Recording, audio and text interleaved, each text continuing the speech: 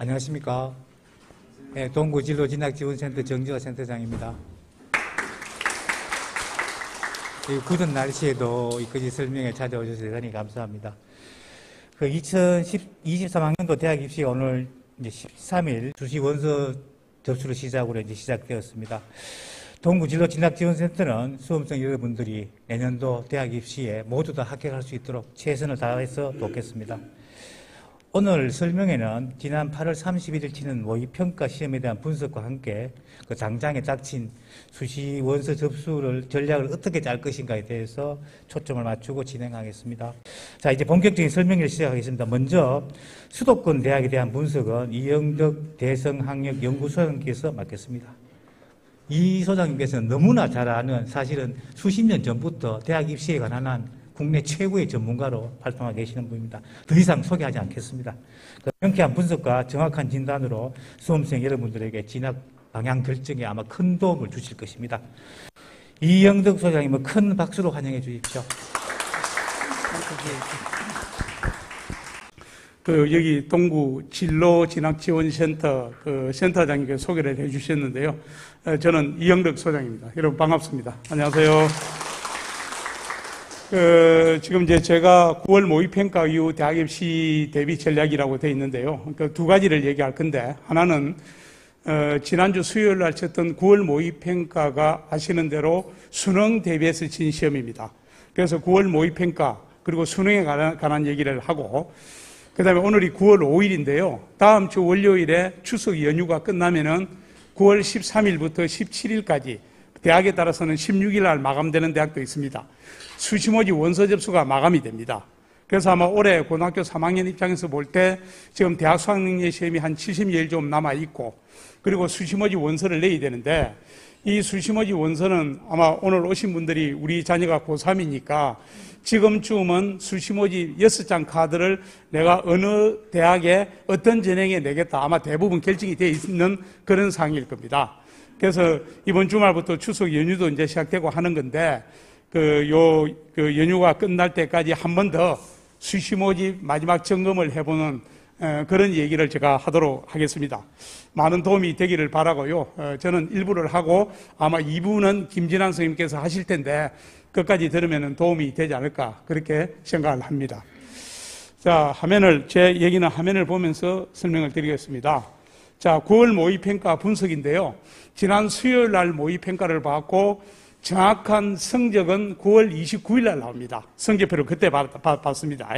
그런데 이제 이 9월 모의평가라는 게 성적표를 받아보고 그때 가서 정확한 점수를 알고 또 수시 모집에 원서 내면은 좀 도움이 될 텐데, 조금 전에 말씀드린 대로 9월 13일부터 수시 원서를 내야 되니까 지금은 내 점수를 우리가 이제 가채점한 거라 그러는데, 가채점한 자료를 가지고 내가 9월 모의평가를 이 정도 봤으니까 지난 6월 모의평가하고 종합해보면은 정시모집을 어느 대학 정도까지 갈 수 있다.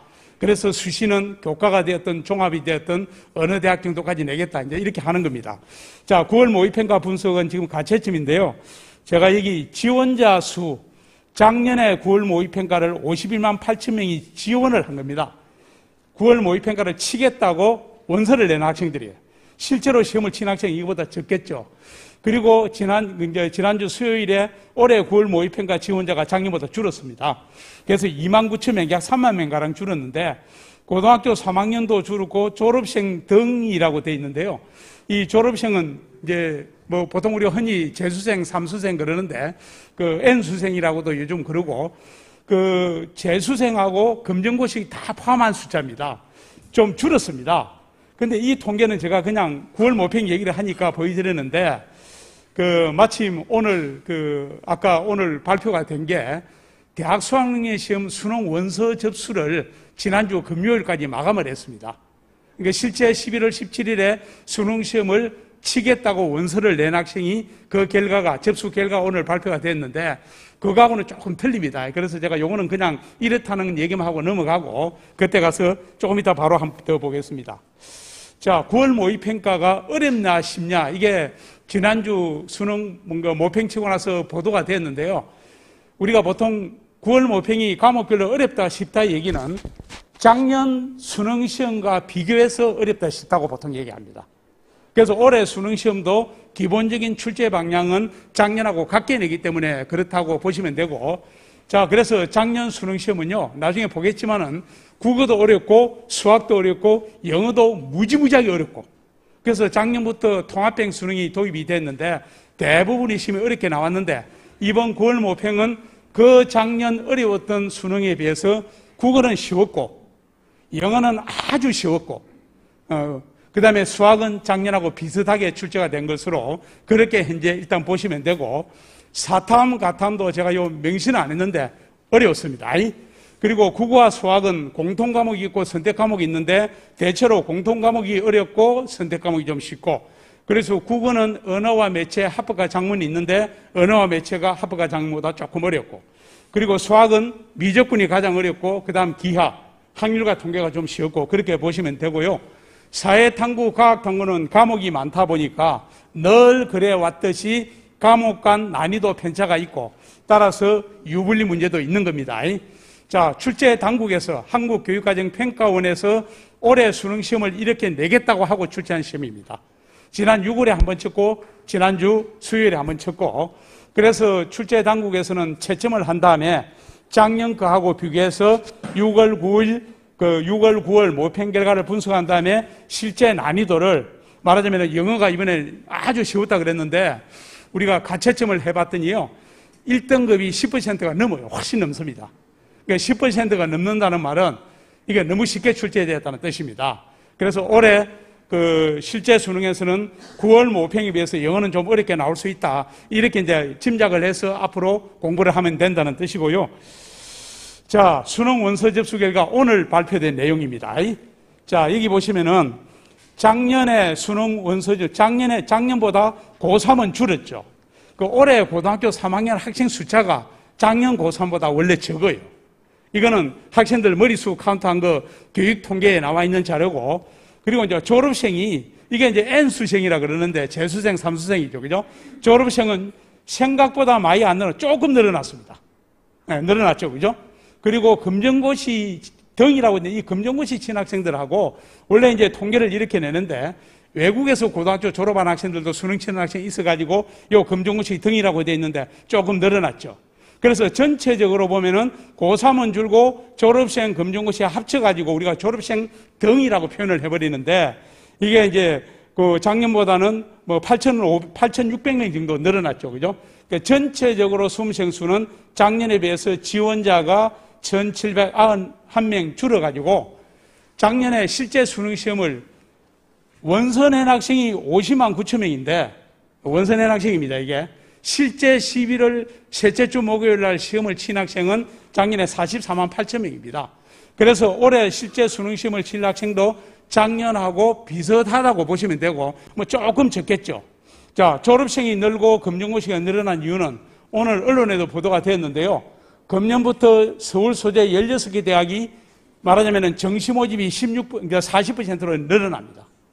그리고 작년부터 약학대학이 고3을 다시 뽑으면서 의대, 약대, 이른바 의약학 계열 지원자가 인기가 많이 높아져가지고 대학에 다니는 학생들 중에서 말하자면 반수를 하는 학생도 생겨서 그렇습니다. 거기다가 나중에 제가 조금 얘기를 하려고 준비를 했는데요. 미적분이나 기하를 응시하고 가탐을 응시한 자연계 학생들이 작년에 인문계 쪽으로 많이 가 있습니다. 그러니까 유리하다 그래가지고 많이 갔죠. 실제로 유리했죠. 그런데 그 학생들 중에서 일부가 아마 이제 약대도 새로 뽑고 이런 등등의 이유로 반수하는 쪽으로 좀 넘어와서 이렇게 많다, 이렇게 일단 이해하시면 되겠습니다. 자, 요거는 이제 이번에 원서 접수 결과 합법과 작문 선택한 학생이 작년보다 좀 줄었습니다. 언어와 매체가 좀 늘었죠. 자, 수학에서는 확률과 통계는 좀 줄고 미적분이 늘어나고 기하가 조금 줄고, 그래서 미적분과 기하를 합친 숫자가 확률과 통계보다 이제 늘어나가지고 딱딱 반반씩 지금 되었습니다. 요거는 나중에 실제 수능과 관련해서 조금 더 보고요. 자, 방금 얘기한 걸 제가 풀어서 써놓은 겁니다. 요거는 그냥 넘어가겠습니다. 자, 요것도 마찬가지인데요. 여기 보면은 제2국어 한문 영역 지원자 수가 늘어났어요. 13,000명. 제2국어 한문을 말하자면은 반영하는 데가 거의 없습니다. 그러니까 절대평가되고 나서는. 늘어난 게 이게 누구냐면요. 자, 그냥 재미로 얘기하는 겁니다. 서울대학의 자연계 갈 학생들이 과학 2를 해야 됩니다. 과학 2과목 중에서 하는데 서울대 공과대학이나 자연과학대학이나 서울대 의대나 갈 학생들이 미적분이나 기하를 응시를 했는데 얘네들이 서울대 인문계 쪽으로 원서를 내려고 그러면은 제2국어 한문을 반드시 시험을 쳐야 돼요. 작년에 서울대학에 이거 덕을 본 학생들이 꽤 있었습니다. 근데 제2국어 한문은 시험을 치는데 이게 또 부담이 없는 것이 2등급까지는 감점이 없고 3등급부터 0.5점을 감점을 해버립니다. 그래서 농담으로 뭐라 그러느냐면요. 제2국어 한문을 자연계 학생들이 신청하고 말하자면 수능시험 한 과목 더 신청하니까 돈은 조금 더 내죠. 그 대신 그냥 공부하지 말고 오지 선다잖아요. 5개 중에서 하나 고르는 거니까 3번만 딱 쓰고 나오면은 8등급 받습니다. 8등급. 8등급 받으면은 감점이 마이너스 3점 돼요. 그러면은 미적분이나 기하 선택하고 가탐 쳐가지고 잘 받았다. 그러면 그게 감점이 되더라도 인문계 갈 수 있는 기회가 생기니까. 그냥 자연계 가면은 상관없는 거고. 그런 학생들이 있어서 그렇습니다. 참고로 제가 그냥 말씀을 드렸고요. 자, 작년 수능이 통합형 수능이 처음으로 도입이 돼가지고 국어 수학에서 공통과목 선택 과목이 작년에 생겼습니다. 합법과 작문은 작년에 6월 모평, 9월 모평 수능, 이번 율구 6월 모평인데 이거는 실제 채점 결과입니다. 조금 전에는 원서 접수 결과잖아, 그죠? 근데 작년에 실제 6월 모평, 실제 수능으로 갈수록 합법과 작문은 줄고 언어와 매체가 늘어났죠. 그리고 금년 6월에도 줄었죠. 늘어났죠, 그죠? 언어와 매체가 합법과 작문보다 표준 점수나 100분위에서 유리하다. 그게 이제 증명이 되어서 그렇습니다. 자, 수학은 확률과 통계가 계속 줄죠. 미적분이 계속 늘어났죠. 이것도 확률과 통계보다 미적분이나 기하가 표준 점수 100분위에서 유리해서 그렇게 된 거다. 그렇게 이해하시면 됩니다. 자, 그 다음에 요거는요. 이게 작년 6월 모평, 9월 모평 수능인데 자, 지난 6월 모평을 보더라도 마찬가지인데 작년 수능에서 합법과 작문, 언어와 매체가 똑같이 만점을 받았을 때 표준 점수 차이가 2점입니다. 이번 6월 모평은 4점이에요. 그러니까 언어와 매체가 합법과 작문을 선택한 학생보다 유리하다. 그게 이제 작년에 이렇게 이제 증명이 되었기 때문에 아까 그렇게 했고요. 이게 이제 100점 만점에 100점을 받은 학생의 그 6월 모평 점수가 4점 차이 나는데 그러면 예를 들어서 100점 만점에 60점을 받은 학생의 합법과 작문하고 언어와 매체 표준점수는 어느 정도 차이가 나느냐. 이것도 4점 전후로 차이가 나도록 되어 있습니다. 그래서 똑같은 원점수인데 언어와 매체가 유리하다. 그 뜻이고요. 그 다음에 이제 확률과 통계 미적분 기하가 있는데 작년 수능에서 확률과 통계가 144, 미적분 기하는 147이니까 3점이 더 높죠. 이번 6월 모평에서는 확률과 통계보다 4점이 높고 기하는 무려 5점이 높죠. 요 차이 나는 것만큼 원점수 100점 만점에 예컨대 90점 받았다. 그러니까 미적분하고 확률과 통계 차이가 역시 점수가 그 비슷하게 차이가 나도록 이렇게 되어 있습니다. 그래서 이제 결론은 말하자면 확률과 통계보다 미적분 기하 선택한 학생들이 표준 점수와 100분에서 유리하다. 그래서 이제 숫자가 계속 늘어났다. 말씀을 드린 게 그하고 연결이 됩니다. 자, 그 다음에 재작년에 6월 모평 때 영어 1등급이 8.7, 5.8이 있다가 너무 쉬웠죠. 이게 10이 넘어가면 이거는 문제를 잘못 낸 겁니다, 이게. 그런데 작년에는 6월 모평도 어렵고 9월 모평도 어렵고 수능도 어려웠고 그리고 지난 6월 모평 때 5.74가 나왔는데 이번 9월 모평은 제가 요 물음표를 했는데 10%가 넘어요, 이게. 그래서 재작년에 너무 쉬웠고 작년에 어려웠고 원래 올해는 작년보다는 조금 더 쉽게 나오는 게 정상입니다. 그래서 1등급을 꼭 몇 % 돼야 된다 하는 것은 없는데 대체로 일반적으로 7 내지 8% 정도 되는 것이 정상이라고 보시면 됩니다. 자, 6월 모평은 그럼 어떤 의미가 있느냐? 아까 제가 말씀드린 대로 6월 모평, 9월 모평은요, 출제 당국에서 올해 수능시험을 이렇게 내겠다고 하고 낸 거예요.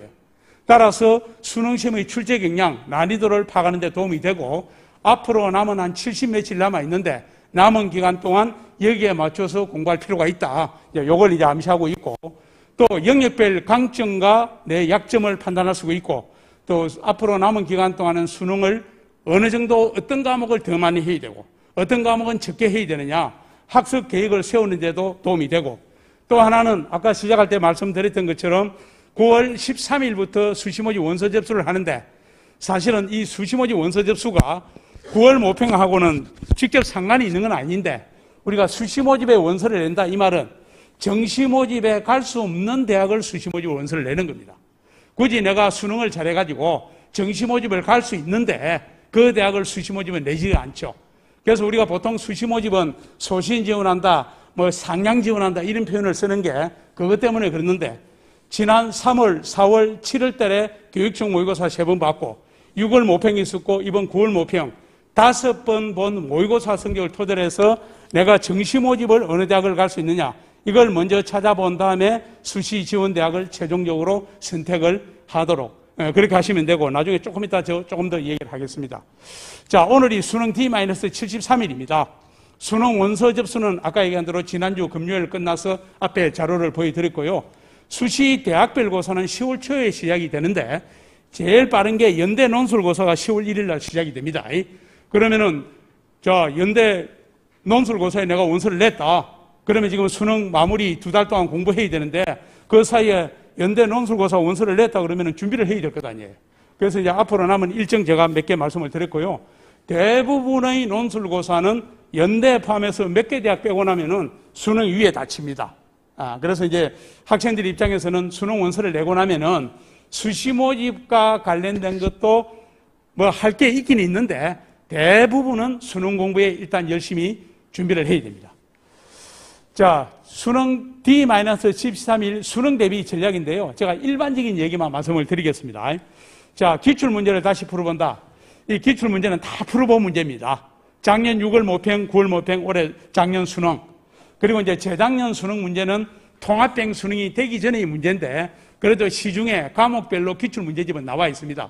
그래서 일단 작년 6월 모평, 9월 모평 수능 문제를 다시 한 번 더 풀어볼 필요가 있고 자, 취약한 영역에 집중해야 되고 이제 수능이 73일 남았는데 시간이 엄청나게 많은 건 아니죠. 뭐 이것도 짧은 건 아니지만은 그래서 취약한 영역에 집중해야 되고 일주일에 한 번 정도는 실전 대비 연습, 그러니까 모의고사식 문제를 풀어보는 게 굉장히 도움이 됩니다. 자, 마지막까지 수능 공부에 최선을 다해야 되겠고요. 수능 시험 치는 날 아침에 고사장 갈 때 가방 하나씩 다 메고 갑니다. 그 뉴스에 탁 빈손으로 가는 사람이 없잖아요. 그런데 그 속에 그동안 보던 오답 노트, 요약 노트 다 들고 갑니다. 고사장에서 그 쉴 때 보기 위해서. 그래서 그때도 가는데 수능 치기 전날까지 끝까지 수능 공부를 내가 해야 될 학생이면은 대부분 해야 되잖아요. 수능 공부에 최선을 다해야 되고 지금 뭐 코로나 때문에 지금도 걱정을 하고 있는 상황인데 그리고 지금 계절이 벌써 이제 한절기입니다. 그래서 건강 관리에도 유의해야 되고 뭐 독감에도 안 걸려야 되는데 그 이제 뭐 3월부터 지금까지 공부만 해온 학생들이 지금은 몸도 마음도 다 지쳐 있죠 이제. 그래서 남은 기간 동안 건강 관리 잘해가지고 수능 치는 당일 오는 11월 17일 날 건강히 최선을 다할 수 있도록 유지가 돼야 됩니다. 자, 수시 모집은 필요한 만큼 준비를 한다 했는데 조금 전에 얘기한 대로 수시 모집에 원서 딱 내고 나면은 아무것도 할 일이 없는 학생이 많아요. 자, 수시 모집 내가 논술이나 면접을 수능 위에 친다. 그러면 이제 준비도 좀 하긴 해야 되는데 사실은 별로 할 게 없죠. 그러니까 결국은 수시 모집은 내가 수시에 원서를 내면은 일단은 잊어버리게 됩니다. 그거 걱정하고 앉아 있을 게 아니잖아. 그죠? 그래서 남은 기간 동안 시간을 잘 할애해가지고 수능 공부에 집중을 해야 되는 그런 상황이고요. 자, 그 다음에 수능 전망입니다. 올해 수능 시험은 6월 모평, 9월 모평 참고해서 낸다고 얘기도 지금 적어 놨는데요. 기본적인 출제 방침은 작년처럼 낸다고 되어 있습니다. 그런데 작년에 영어는 너무 어려웠기 때문에 그보다는 조금 쉽게 나올 수 있다. 이제 그렇게 생각하시면 되고요. 선택형 수능이 되면서 선택 과목별로 난이도 차이는 불가피하게 생기고 선택 과목별로 유불리 문제도 발생 안 할 수가 없습니다. 자, 탐구 영역은 사탐 같으면 과목이 많기 때문에 이게 이제 유불리 문제가 늘 생기는데 작년에 어려웠던 과목은 올해 조금 쉽게 내고 작년에 너무 쉬웠던 것은 늘 어렵게 냅니다. 작년에 너무 어려웠던 과목은 사탐에서 윤사, 지구과학2, 그 다음에 쉬웠던 과목은 정치와 법, 물리학2였습니다. 자, 6월, 9월 평가, 모의평가 참고해서 출제한다 말씀을 드렸고요. 자, 이 통합형 수능에서 선택 과목별로 유불리 문제가 있는데 우선 우리가 이제 국어도 있습니다. 언어와 매체가 유리하죠. 사탐, 가탐도 과목에 따라서 유불리가 있는 거예요. 그런데 우리가 이제 보통 수시 모집 그 유불리를 얘기할 때는 수학에서 학동 선택한 학생하고 미적분이나 기하를 선택한 학생, 확률과 통계를 선택한 학생은 주로 인문계 모집 단위에 갈 학생들하고 전국에 있는 4년제 대학 중에서 지방에 있는 주로 중하위권 대학들은 미적분과 기하를 안 해도 갈 수 있는 대학이 대부분입니다. 그럼 이제 주요 대학들 한 60개 대학 정도는 미적분이나 기하를 선택을 안 하면은 그 대학의 자연계 모집 단위에 지원이 안 되기 때문에 대체로 미적분이나 기하를 선택을 공부 잘하는 자연계 학생들이 선택을 많이 하고 있습니다. 그래서 결국은 표준 점수가 유리하게 나오는데 뭐 지금은 고등학교 3학년들 자녀가 있는 분들이니까 뭐 미적분이나 기하를 선택하면 왜 표준 점수가 높게 나오느냐 뭐 그런 내용이 과정까지는 제가 설명을 안 하겠습니다. 뭐 근데 이거는 좀 복잡하기도 하고 그럴 필요가 없다고 생각하기 때문에 그런데 어쨌든 그래서 이제 우리가 통합형 수능에서 선택 과목별로 유리하고 불리하고 생기는 게 두 가지인데 하나는 수능과 관련돼서 유리하고 불리하고 있잖아요. 나는 수시 모집을 가는데 수능 체제도 없고 수능 칠 필요도 없다. 그러면 유불리도 필요 없잖아요. 뭐 따질 것도 없는 거고. 그런데 수시 모집은 수능 최장의 기준 문제가 있고 정시 모집은 자연계 갈 학생들이 인문계 모집 단위로 갔을 때 어떻게 되느냐 그런 문제가 지금 있는 겁니다. 자, 수능 최장의 기준이요 최근에 들어서 완화가 많이 되고 있습니다. 그렇지만은 여전히 만만치 않고 교육청 모의고사나 6월 모평, 9월 모평 그 성적으로 최장의 기준을 안심하면 안 되는 게 아까 보셨잖아요. 그 지난 금요일 날 수능 원서지수 마감한 인원이 사실은 그 졸업생하고 금연고시 합치면 15만 명이 넘습니다. 그런데 9월 모평 친 학생이 지금 9만 명이거든요. 그러니까 굉장히 많습니다. 그러니까 교육청 모의고사는 고3만 시험을 친 거니까 그 실제 수능하고는 완전히 다른 시험이죠.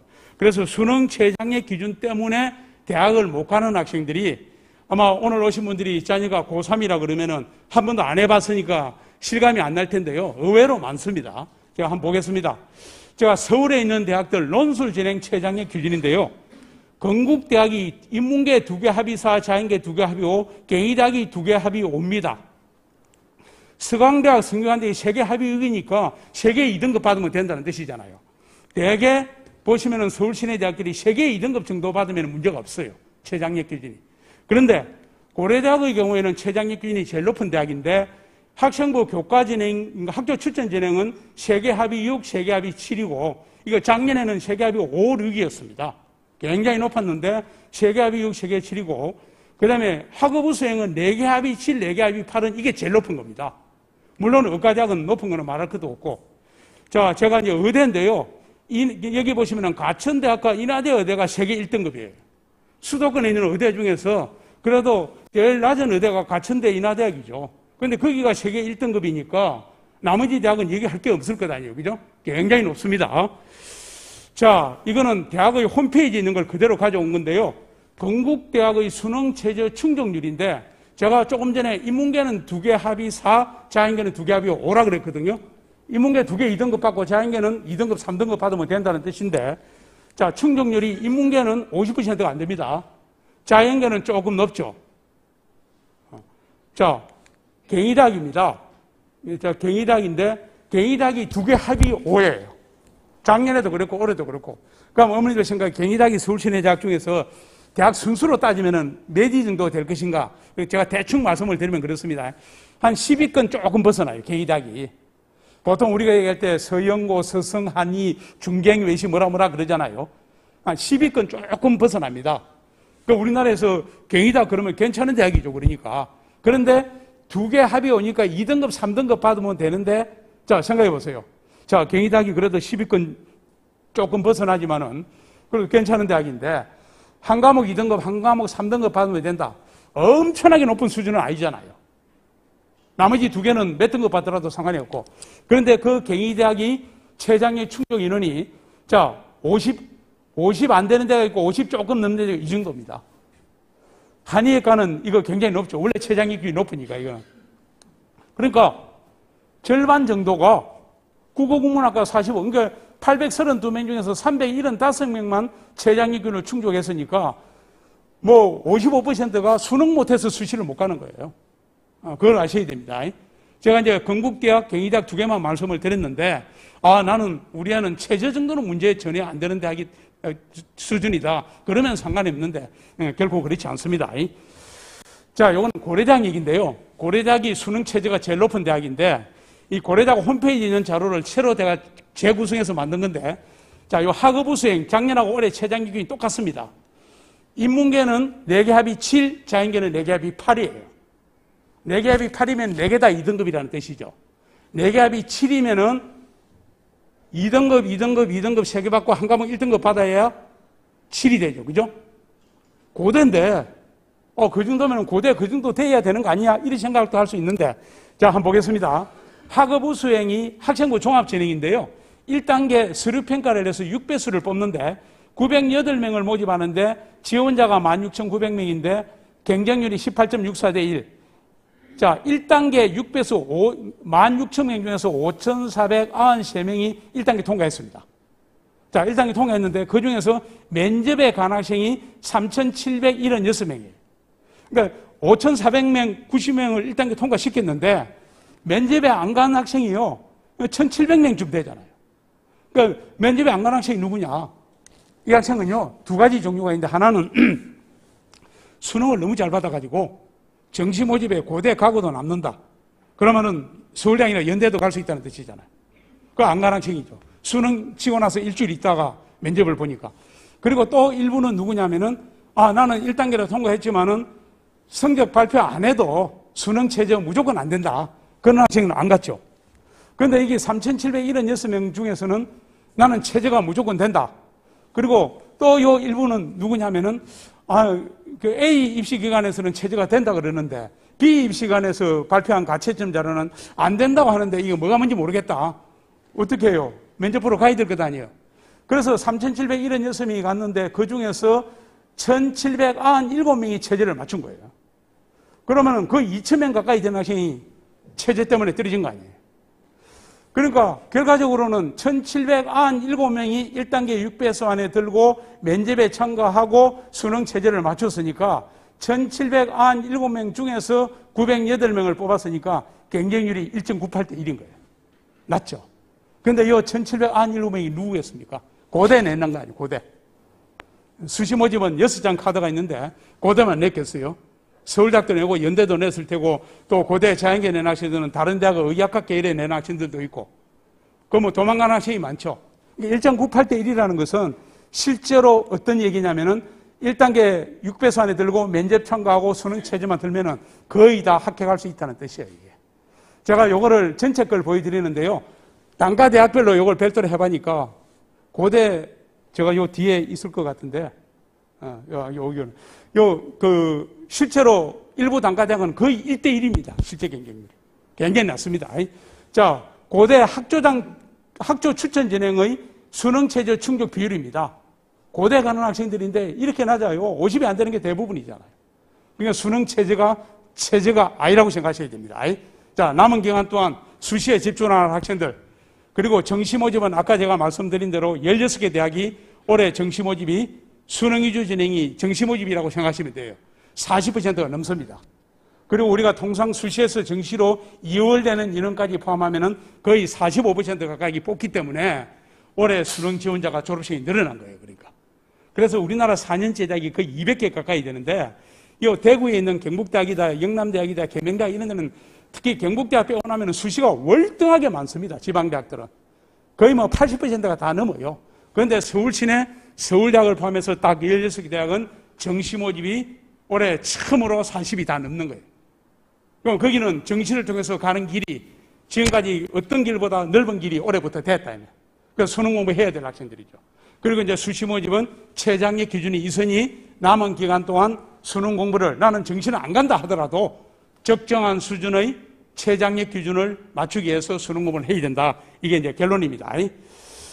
자, 정시에 미적분이나 기하를 선택한 학생들이요, 어디를 갈 수 있느냐, 그 자료인데, 제가 지난 6월 모의평가 자료를 가지고 해본 겁니다.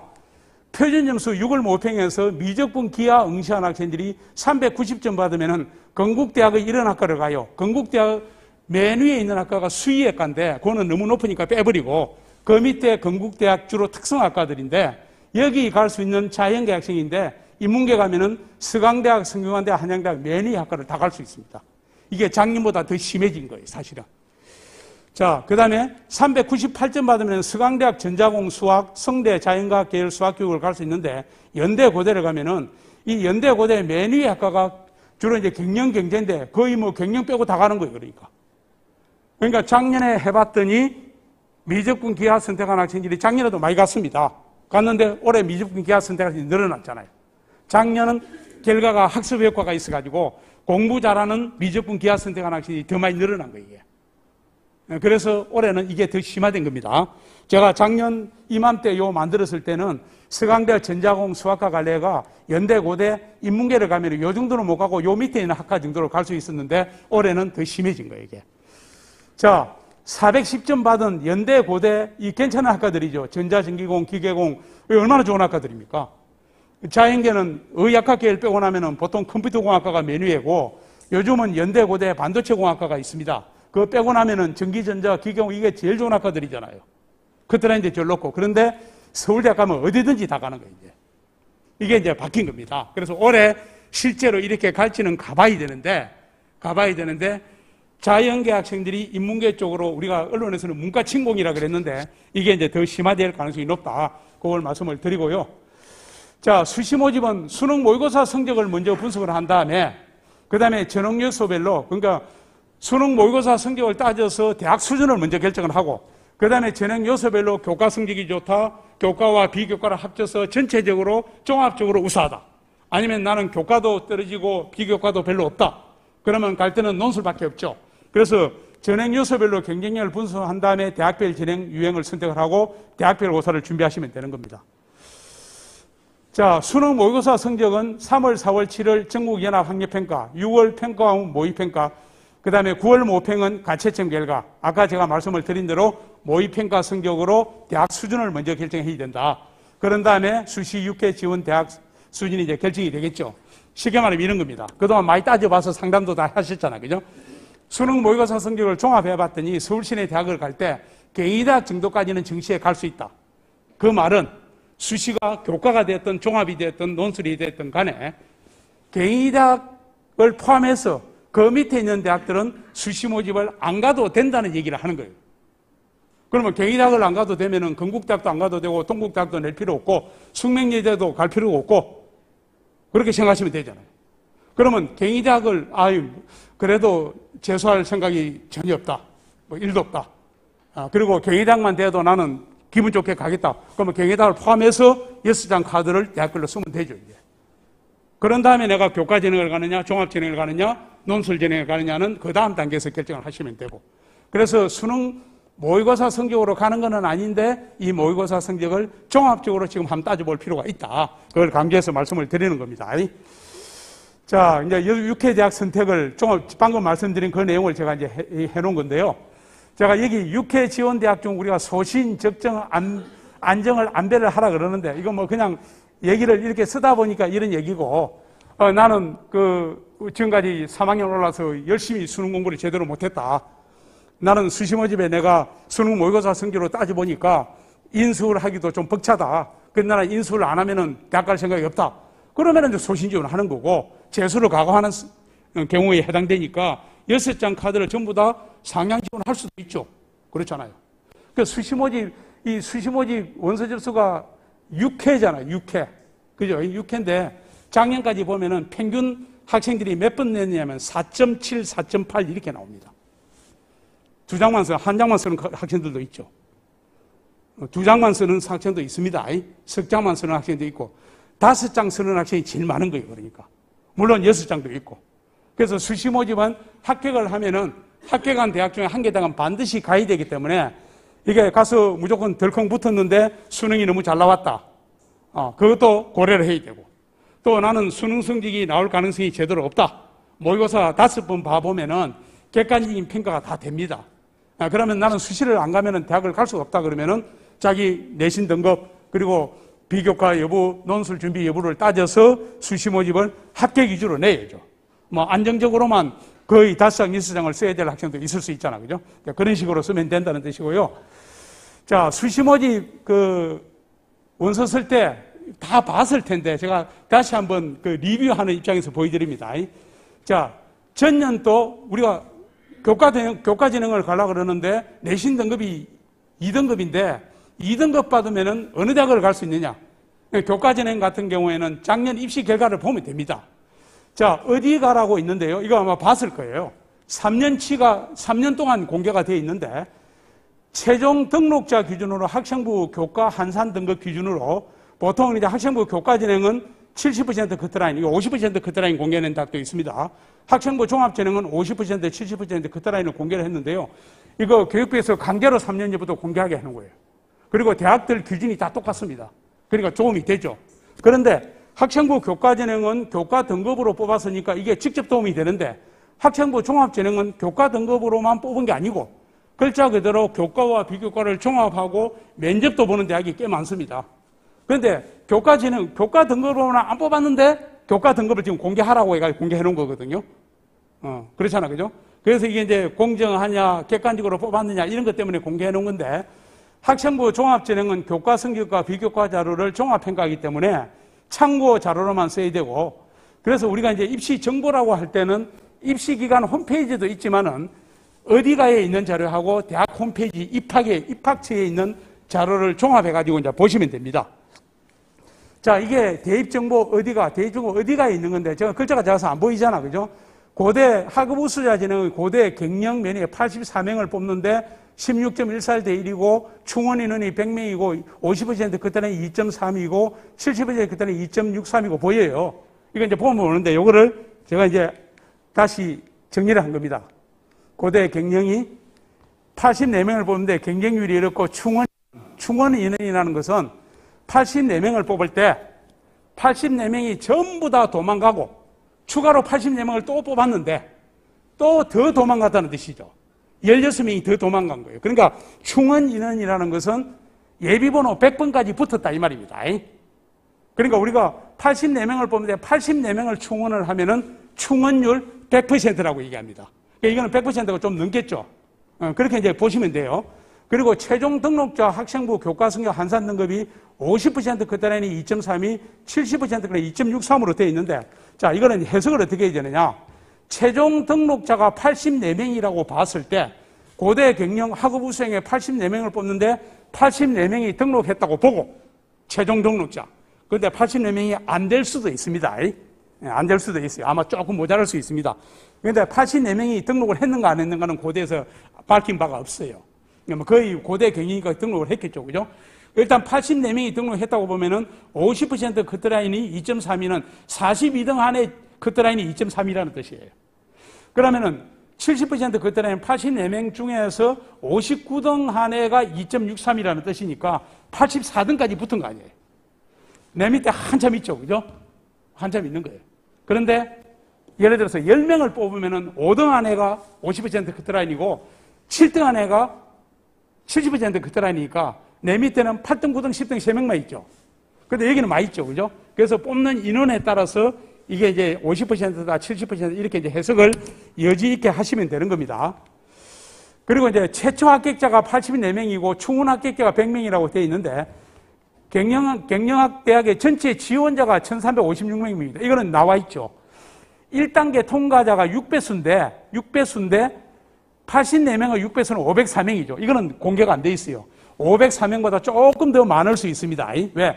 동점자가 생기면은 수료평가에서 다 통과시켜줍니다. 엄청나게 많을 수는 없죠. 면접 참가자는 1단계 통과한 학생의 68.1%가 면접 참가했다고 나와 있어요. 공개를 했습니다. 그게 504명이라고 보면 343명이고 면접에 참가한 학생 중에서 수능 체제를 충족한 학생이 54.6% 이거는 공개가 되어 있어요. 그러면 이제 빨갛게 된 거는 제가 추정한 건데 187명이 됩니다. 그러니까 결국은 이제 187명이 6배수 안에 들고 면접 참가하고 수능 체제를 맞췄으니까 결국은 187명 중에서 184명이 붙은 거니까 실제 경쟁은 1대1인 거예요. 1대1. 그래서 뭐라고 표현하느냐 하면은 고대가 체제가 높으니까 아까 건국대학 경희대학 체제 못 맞춘 학생도 있다 그랬잖아요. 절반 이상이 못 맞췄잖아요. 일부 모집 단위는. 그런데 고대는 고대 원서 내고 1단계 통과하고 그리고 면접 참가하고 수능 체제만 맞추면 거의 붙는다는 얘기를 하는 게 요거 때문에 그렇습니다. 그래서 서울에 있는 몇 개 대학만 제가 예를 들어서 보여드렸고요. 자, 학생부 교과전형은 교과 성적 위주로 선발하기 때문에 등급이 높고, 학생부 종합전형은 종합적으로 평가하니까 등급은 교과전형보다 낮은데 최근 들어서 교과 성적 높아지는 추세에 있고, 논술 전형은 논술이 당락을 좌우합니다. 학생부 교과전형은 아주 낮은 수준이죠. 자, 그래서 대입정보 포털 어디가에 공개된 자료가 대학의 홈페이지에는 입시 결과를 공개 안 하는 대학이 몇 개 대학이 있습니다. 서울대학이 공개 안 하고 연세대학, 이화여대 몇 개 대학이 있는데 이화여대는 홈페이지에 공개를 안 하는 대학이에요. 고교 출전제는 교과전형입니다. 높죠? 교과전형이니까. 자, 제가 이제 대충 보여드립니다. 짜인 게 꽤 높죠? 그죠? 자, 미래인재가 종합전형이에요. 딱 떨어지잖아. 그죠? 딱 떨어지죠. 그죠? 좀 교과전형보다 떨어집니다. 자, 연대가 이거 추천전형이 이게 이제 추천행이 교과전형인데 상당히 높죠. 연대는 이거 높을 것 아니에요, 이게. 자, 추천전형에 제한계는 없습니다. 연대 활동구성이 학생부 종합전형인데 학생부 종합전형임에도 불구하고 상당히 높죠. 그러니까 연대니까 그런 겁니다. 보세요. 꽤 높은 편입니다. 자, 그 다음에 제가 이제 대학의 연대 그 시스템 반도체 공학과 이게 삼성전자하고 계약을 맺은 취업 보장형 계약학과인데 학생부 종합전형인데 꽤 높죠, 이게. 왜냐면은 우수한 학생들이 아니, 삼성전자 100% 취업 보장하고 장학금 100% 다 주니까 그 아주 뛰어난 학생들이 뭐 특목고고 자사고 일반고 안에 많이 갔다는 뜻이에요, 이게. 상당히 높습니다. 그런데 학생부 종합전형이니까 내신 등급만 봐가지고 여기는 합격 가능성 여부를 미리 예단해서 판단하면 안 된다는 것도 제가 참고로 말씀을 드립니다. 자, 그 다음에 그 대학의 홈페이지에 있는 걸 제가 몇 개 대학 가져와 봤습니다. 자, 당국대학 축전 캠퍼스. 뭐, 당국대학이 축전 캠퍼스가 축전에 있으니까 서울 시내는 아닌데, 그래도 뭐 거의 인서울급이잖아. 그죠? 지역균형 선발전형, 교과전형, 종합전형, 논술전형입니다. 갈수록 떨어지죠. 평균 등급입니다. 이거는 등급 평균. 자, 그 다음에 가천대학, 학생부 우수자, 교과전형, 바람개비 종합전형, 논술전형입니다. 이 가천대학이 작년부터 논술을 새로 도입을 해가지고 그 이전까지는 적성고소가 있었는데 갈수록 떨어지죠. 그런데 교과전형하고 종합전형하고 이렇게 되어 있는데 조금 높습니다. 자, 그 다음에 건국대학 지역균형전형입니다. 교과전형입니다. 커트라인까지 공개한 유일한 대학입니다. 커트라인 공개를 안 하잖아요. 그러니까 상당히 높은 수준을 기록하고 있다는 거 참고로 보시고요. 자, 자기 추천전형은 학생부 종합전형인데 커트라인까지 굉장히 낮죠. 이거 오해하면 안 되는 게요. 전기전자공학과가 그래도 인기 있는 학과인데 6.9등급이 붙었는데 유일하게 커트라인 공개한 대학이에요. 그런데 학생부 종합전형이니까 내신 등급으로 안 뽑았는데 내신 등급으로 안 뽑아놓고는 교과 최저 커트라인까지 공개했으니까 공개할 필요가 없는 걸 공개한 건데 이 공개함으로 해서 우리가 뭘 할 수 있느냐면 6.9등급이 붙었어. 아무 6.9등급만 가면 된다는 뜻은 절대 아니죠. 거꾸로 6.9등급이 붙었을 때는 전기전자공학과 인기 있는 학과인데 자, 종합전형이니까 비교과가 얼마나 우수했으면 붙었겠느냐 이렇게 거꾸로 해석을 하시면 돼요. 그래서 이 입시 결과라는 것을 볼 때 이렇게 이제 참고하시라고 제가 몇 개 대학을 보여드리고 개인대학의 입시 결과 고교 연계 교과전형, 네오노선생 종합전형 그리고 논술전형입니다. 딱 정확하게 그 교과전형에서 네오노선생 종합이 떨어지고 논술은 더 떨어지고 중앙대학도 지역균형전형 교과전형이고 다빈치형 인재전형과 탐구형 인재전형이 종합전형이고 논술전형 갈수록 떨어지죠. 다빈치형하고 탐구형은 탐구형이 대체로 더 떨어집니다. 이걸 보면 제가 대략 얘기하면요. 아, 다빈치형은 주로 학생부 종합전형인데 주로 일반고 학생이 많이 가고 탐구형 그래도 특목고나 자사고 학생이 많이 가겠구나 하는 생각은 우리가 할 수 있습니다. 기계적으로 딱 양분할 수 있는 건 아니지만은 내신 등급이 그렇게 나오잖아. 그죠? 자, 한양대학입니다. 교과전형이 2년치인데 상당히 높죠. 굉장히 높죠. 이 한양대학은 아시는 대로 체제도 없고 아무것도 없는 대학인데 교과전형이 상당히 높은 대학입니다.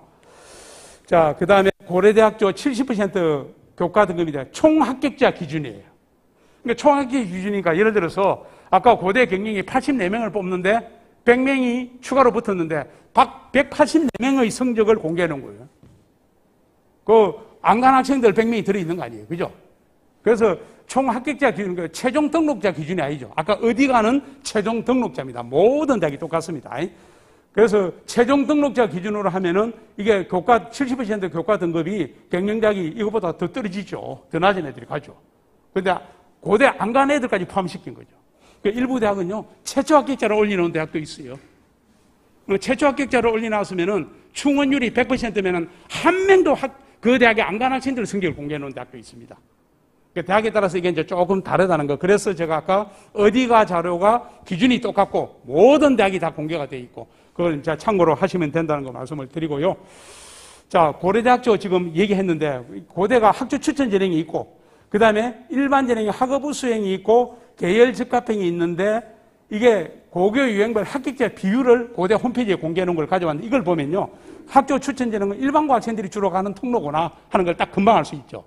그 다음에 학업부 수행은 일반고가 숫자가 제일 많습니다. 학교 숫자가. 인원도 제일 많고. 그래서 일반고가 62.5인데 학교 추천보다는 떨어지고 자사고하고 외고 국제고 학생들이 그래도 35%, 36% 정도 가고 계열 적합형은 인문계는 외고 국제고 자연계는 과학고 영재고 학생들이 가는 통로라는 거 딱 구분이 되죠. 그죠? 이런 것도 원서 낼 때 수시 모집에 참고하라고 제가 말씀을 드리는 겁니다. 자, 그 다음에 수시 지원 참고 자료인데요. 자, 제가 건국대학, 동국대학, 홍익대학, 숙명여대의 영어영문학과를 간다고 했을 때 교과진행, 종합진행, 논술진행 그 동국대학도 이게 종합진행, 교과진행, 논술진행 홍대는 그 종합진행, 논술진행 그 다음에 숙명여대 교과진행, 종합진행, 논술진행 제가 이렇게 해서 이제 일종의 그 뭐 포트폴리오를 만든다 그러잖아. 그죠? 그래 만들어 본 거예요. 자, 모집 인원이 있습니다. 작년 경쟁률이 있습니다. 입시 결과는 어디가 지난 2년치 70% 커트라인을 가져온 거예요. 여기 건국대학 지역균행진행은 그 말하자면은 지역균행진행이 다르게 뽑아서 작년에는 없었습니다. 그러니까 재작년에는 안 뽑았죠. 수능최저 적용 여부 그리고 6월 모의평가 예상점수, 표준점수 예상점수입니다. 그리고 대학교로서 면접이 있으면 면접, 논술은 논술고사 치는 날짜, 시간까지 넣어가지고 내가 모의고사 성적을 따졌더니 건동홍숙을 갈 수 있다. 건동홍숙은 가기 힘들다. 그러면은 이 대학을 간다 그러면은 교과진행을 간다 그러면은 이렇게 내면 되고 논술진행을 간다 그러면은 논술진행 이렇게 내면 되고 뭐 대학을 추가로 더 넣어야 되겠죠. 그죠? 자, 자연계입니다. 컴퓨터공학하고 전자전기 이렇게 이제 했는데요. 똑같은 대학입니다. 건동홍숙이에요. 자, 마찬가지로 교과진행, 이제 종합진행을 간다 그러면 이렇게 종합진행을 이제 고르면 되는 거고, 논술을 간다 그러면 이렇게 하시면 되는 겁니다. 제가 이게 그 밑에 있는 대학들도 그 이제 쭉 골라봤는데, 교과진행 수시 지원대학입니다. 작년부터 서울시내 대학들이 교과진행을 안 하던 대학들이 교과진행을 하는 대학이 꽤 많습니다. 그래서 내신 좋은 지방 학생들이 서울시내 대학을 갈 수 있는 기회가 더 높아진 거예요. 자, 전부 다 교과진행입니다. 모집단이 정치외교학과, 사회과학 계열, 똑같이 이렇게 해서 이제 쭉 경쟁률도 있고 작년 입시 결과 있고 6월 모평 점수 같이 따져서 지원을 하시면 됩니다. 자, 요거는 자연계 기계공학과입니다. 자, 학종과 논술 수시 지원대학인데요. 서강대학, 서울대, 연대, 고대 빼고 서강대학, 성균관대학, 한양대학, 중앙대학, 이화여대 자료인데 마찬가지로 제가 만들어 본 거예요. 그냥. 자, 종합진행 간다 그러면 이렇게 이제 종합진행 고를 수 있죠.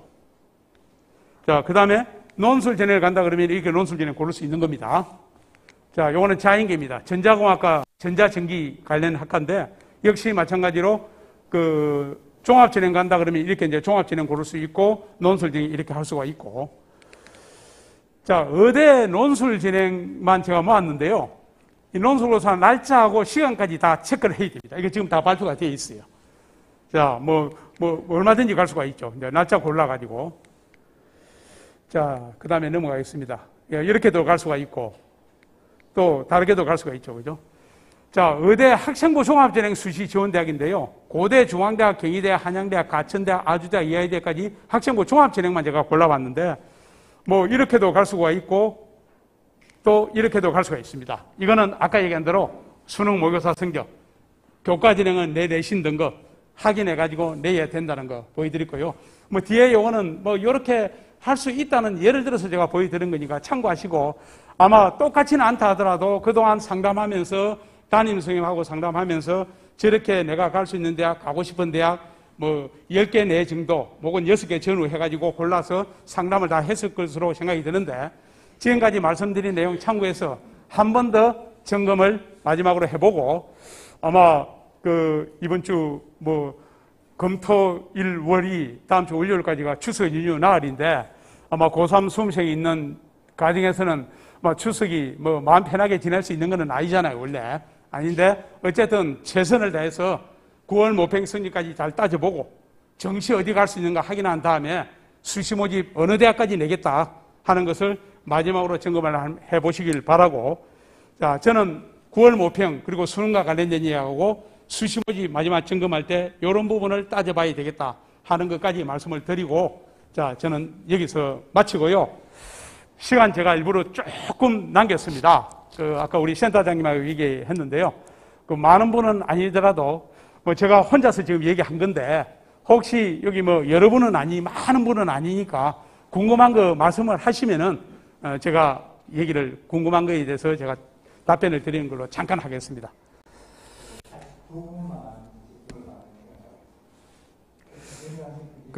사실은 궁금한 거 물어보면 제일 궁금한 게 우리 애가 내신 한 1.6등급 정도 되는데요. 서울시내 어디 가면 되겠습니까? 물어보고 싶죠. 그죠? 예, 근데 그런 거는 아까 얘기한 대로 안에 하시면 되고, 6월 모평이나 9월 모평은요, 입시가, 서울에 있는 입시기관, 제가 대성학원에 있는데, 우리 대성을 포함해서 유명 입시기관의 홈페이지에 들어가면은 점수 집어넣으면요, 정시 모집에 어느 대학 갈 수 있다는 걸 다 나와요. 근데 이거는 돈 안 받습니다. 뭐 돈 받으면 제가 보라는 얘기 안 할 것 아니에요. 그죠? 그렇게 해볼 필요가 있다는 거 제가 말씀을 드립니다. 마치도록 하겠습니다. 감사합니다.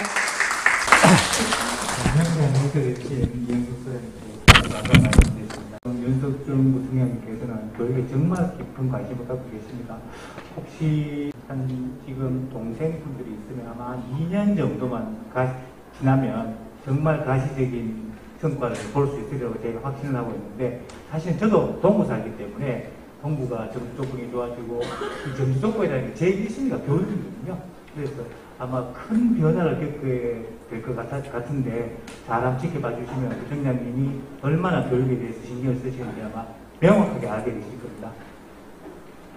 이어서 대구 경북권 대학에 대해서는 김진환 스카이에듀 강사님께 게스트 분석을 하시겠습니다. 김 강사님은 한국대학 입학사정관 해부의 부회장님이 교육위원장을 지내시고 지금은 대입상담 전문 컨설턴트로 활동하고 계십니다. 김진환 강사님께 많은 박수를 부탁드립니다. 네, 이렇게 시원한 바람이 불고 태풍이 오려고 하면 대부분 해마다 이 수시 온서 접수 처리됩니다. 그래서 오늘도 어김없이 바람은 좀 시원하고 좋았는데 이제 어머님들은 그런 가을 바람을 만끽할 틈도 없이 또 자녀들의 수시 온서 때문에 고민이 많으실 겁니다. 앞에서 일부에서 이영도 소장님께서 아주 명쾌하게 설명을 해주셨습니다.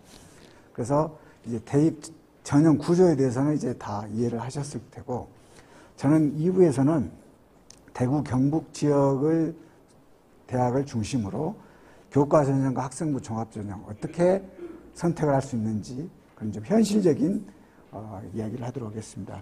그래서 자세한 기준 같은 것은 제가 교재에 다 넣어놨습니다. 그러니까 그걸 참조하시고 교재 내용을 이제 제가 이 자료로 지금 보면서 설명을 하도록 하겠습니다. 그래서 교재는 이제 집에 가서 보셔도 되고요. 앞에 내용을 더 중점적으로 봐주시기 바랍니다. 그래서 모의 평가 분석도 이미 잘 하셨기 때문에 저는 앞에서 하셨던 내용을 좀 중요한 내용만 강조하고 반복하면서 지나가도록 하겠습니다. 순서는 이렇습니다. 9월 모의평가 분석 간단하게 하고요. 그 다음에 2023학년도 대입 전형의 특징, 그리고 대구 경북권의 대학들의 학생부 교과 전형, 그리고 학생부 종합 전형, 그리고 정시 전형. 좀 현실적인 이야기입니다. 자, 9월 모의평가입니다. 고3입니다. 네. 전국 2124개 학교에서 치러졌습니다. 그리고 학원에서도 456개에서 시행이 됐는데요. 중요한 것은 이겁니다. 몇 명이 보든지 간에 이 졸업생들이 아까 이야기했었죠. N수생들. 이 N수생이 문제입니다. 네. 예전에는 재수생들이 대학에 떨어져서 공부 못한 학생들이 섞여 있으니 지금 재수생들은 대학을 못 간 학생들이 아니고 반수생들입니다. 아주 공부를 잘한 아이들입니다. 수능에 강한 아이들입니다. 그 N수생들이 5명 중에 1명입니다. 지금. 그러니까 이게 문제인 거예요. 그래서 이 N수생들 때문에 어디로 가야 되겠습니까? 어머님들 한번 생각해 보세요. N수생들이 문제예요. 그걸 하나씩 보도록 하겠습니다. 그래서 수능 전 마지막 평가 9월 모의평가는 바로 모의 수능이라고 하는데 수능과 출제 범위도 같고 수능에 강한 졸업생들이 온다는 거죠. 6월까지만 해도 덜 왔는데 그래서 9월 모의평가를 통해서 그야말로 내 객관적인 위치를 볼 수가 있는 겁니다. 그래서 앞에서 강조하셨듯이 공통과목은 어려웠습니다. 수학 1, 2는. 사실 공통과목이 어려워야지 말이 없습니다. 만약에 선택과목에서 문제가 생기면 평가원에서 출제를 담당하는 교수들이 힘듭니다. 수능에 평가원에 싫은 소리 할 거 아니에요. 그렇기 때문에 항상 선택과목은 난이도를 맞추려고 엄청나게 노력을 합니다. 출제위원들끼리. 근데 공통과목은 뭐 어려워도 유불리가 없기 때문에 문제가 안 된다는 거죠. 그리고 국어, 영어는 다소 쉬웠다는 평가입니다. 그래서 국어 같은 경우는 6월 모평보다도 쉬웠고 지문의 길이도 짧았고 또 지문의 난도도 높지 않았습니다. 근데 언매가 조금 어려웠죠. 그래서 문제를 받아보는 순간 아이들이 굉장히 당황스러워했습니다. 그래서 언매도 지금 커트라인이 좀 저렇게 형성이 될 겁니다. 언매 같은 경우 1등급이 88점, 반면 화작은 93점으로 예상하고 있습니다. 수학 같은 경우는 계산이 많은 문항이 있어야지 수학 문제 많이 풀이하는 학생들이 점수를 좀 받는데 계산 문항은 없고 4점 난이도에서 수학적 사고력, 아주 수학에 대한 개념이 있는 아이들이 점수를 잘 받는 그런 문제가 생겼습니다. 그래서 상하위권 학생들의 체감 난이도가 굉장히 컸습니다. 수학이 항상 문제입니다. 대학 가려고 하면 수학을 잘해야지 좋은 대학을 갑니다. 문과든 이과든 그렇습니다. 그래서 선택 과목 난이도는 입시 학원별로 평가가 달랐습니다. 진학사와 대상학원 이투수는 이 세 선택 과목의 난이도가 비슷하다고 분석을 했지만 종로학원 같은 경우는 미적분이 어려웠다고 분석을 했습니다. 확률과 통계 기하는 전년도 수능하고 올해 6월 평가하고 보다도 오히려 쉽게 출제를 했다고 했습니다. 그래서 1등급 커트라인 예상치는 확률과 통계가 89점, 미적분은 85점입니다. 영어는 올해 6월 모의평가보다 쉬웠다는 분석입니다. 결국은 금년에는 영어에서 조금 기대를 해볼 수 있다는 얘기죠. 그래서 지문의 길이도 짧아지고 고난도 문항인 빈칸 추론도 평역에 출제됐습니다. 그래서 평소 2, 3등급을 받던 학생들이 9월 모평에서는 1, 2등급을 받을 수도 있습니다. 그럼 수능 최저 확보하는데 큰 도움이 되겠죠. 네. 아들아, 딸아, 제발 영어에서 1등급 좀 맞아다오. 이렇게 하셔야 됩니다. 그래서 지금 9월 모평에서 영어 1등급 비율은 13% 정도가 예상이 되고 있습니다. 자, 어디 가는 길입니까? 여러분. 대학 가는 길이죠. 대학은 저렇게 생겼습니다. 약간 언덕 위에 있고요. 공통적으로. 그리고 학사모를 쓰고 있습니다. 상당히 권위적이고 위험도 있습니다. 네. 문제는 그겁니다. 이 문을 보십시오, 문. 이 큰 건물에 문을 한짝 열어놨습니다. 그죠? 어렵다는 얘기입니다. 네. 이 어려운 걸 어떻게 들어가냐 이거죠. 네. 그래서 대부분 엄마들이 이렇게 설명회를 다 일일이 쫓아다니고 오늘 이 자리까지도요. 그렇지만 대부분 이렇게 어렵습니다. 자, 지금부터 이제 대구, 경북 소재 대학 지도를 보고 이야기를 하도록 하겠습니다. 경상북도 여기죠? 네, 대구는 여기입니다. 오늘은 이 부분을 중심으로 2부에서는 이야기하도록 하겠습니다. 그래서 앞에 일부와 겹치는 내용도 공통적으로 있겠지만 저는 주로 대구, 경북 지역의 특징을 가지고 말씀을 드리겠습니다. 자, 어머님들이 항상 보시겠지만 3년 동안 똑같은 책상에서 같은 학교에서 공부했는데 누구는 입시를 앞두고 1.2등급이고 누구는 3.9등급입니다. 그리고 대학은 이걸 가지고 줄을 세웁니다. 네. 입시를 이제 이해를 하셔야 됩니다. 지금부터는. 제가 무슨 전략을 말씀드리기 전에 이걸 이해를 하시면 아, 우리 아이 어디로 보내야겠구나 하고 스스로 답을 찾으실 겁니다. 일단 대입은 이런 겁니다. 한 줄 세우기입니다. 뭘로 한 줄을 세웁니까? 기순으로 세웁니까? 성적순이죠. 네. 그래서 0.1이라도 앞에 가야 됩니다.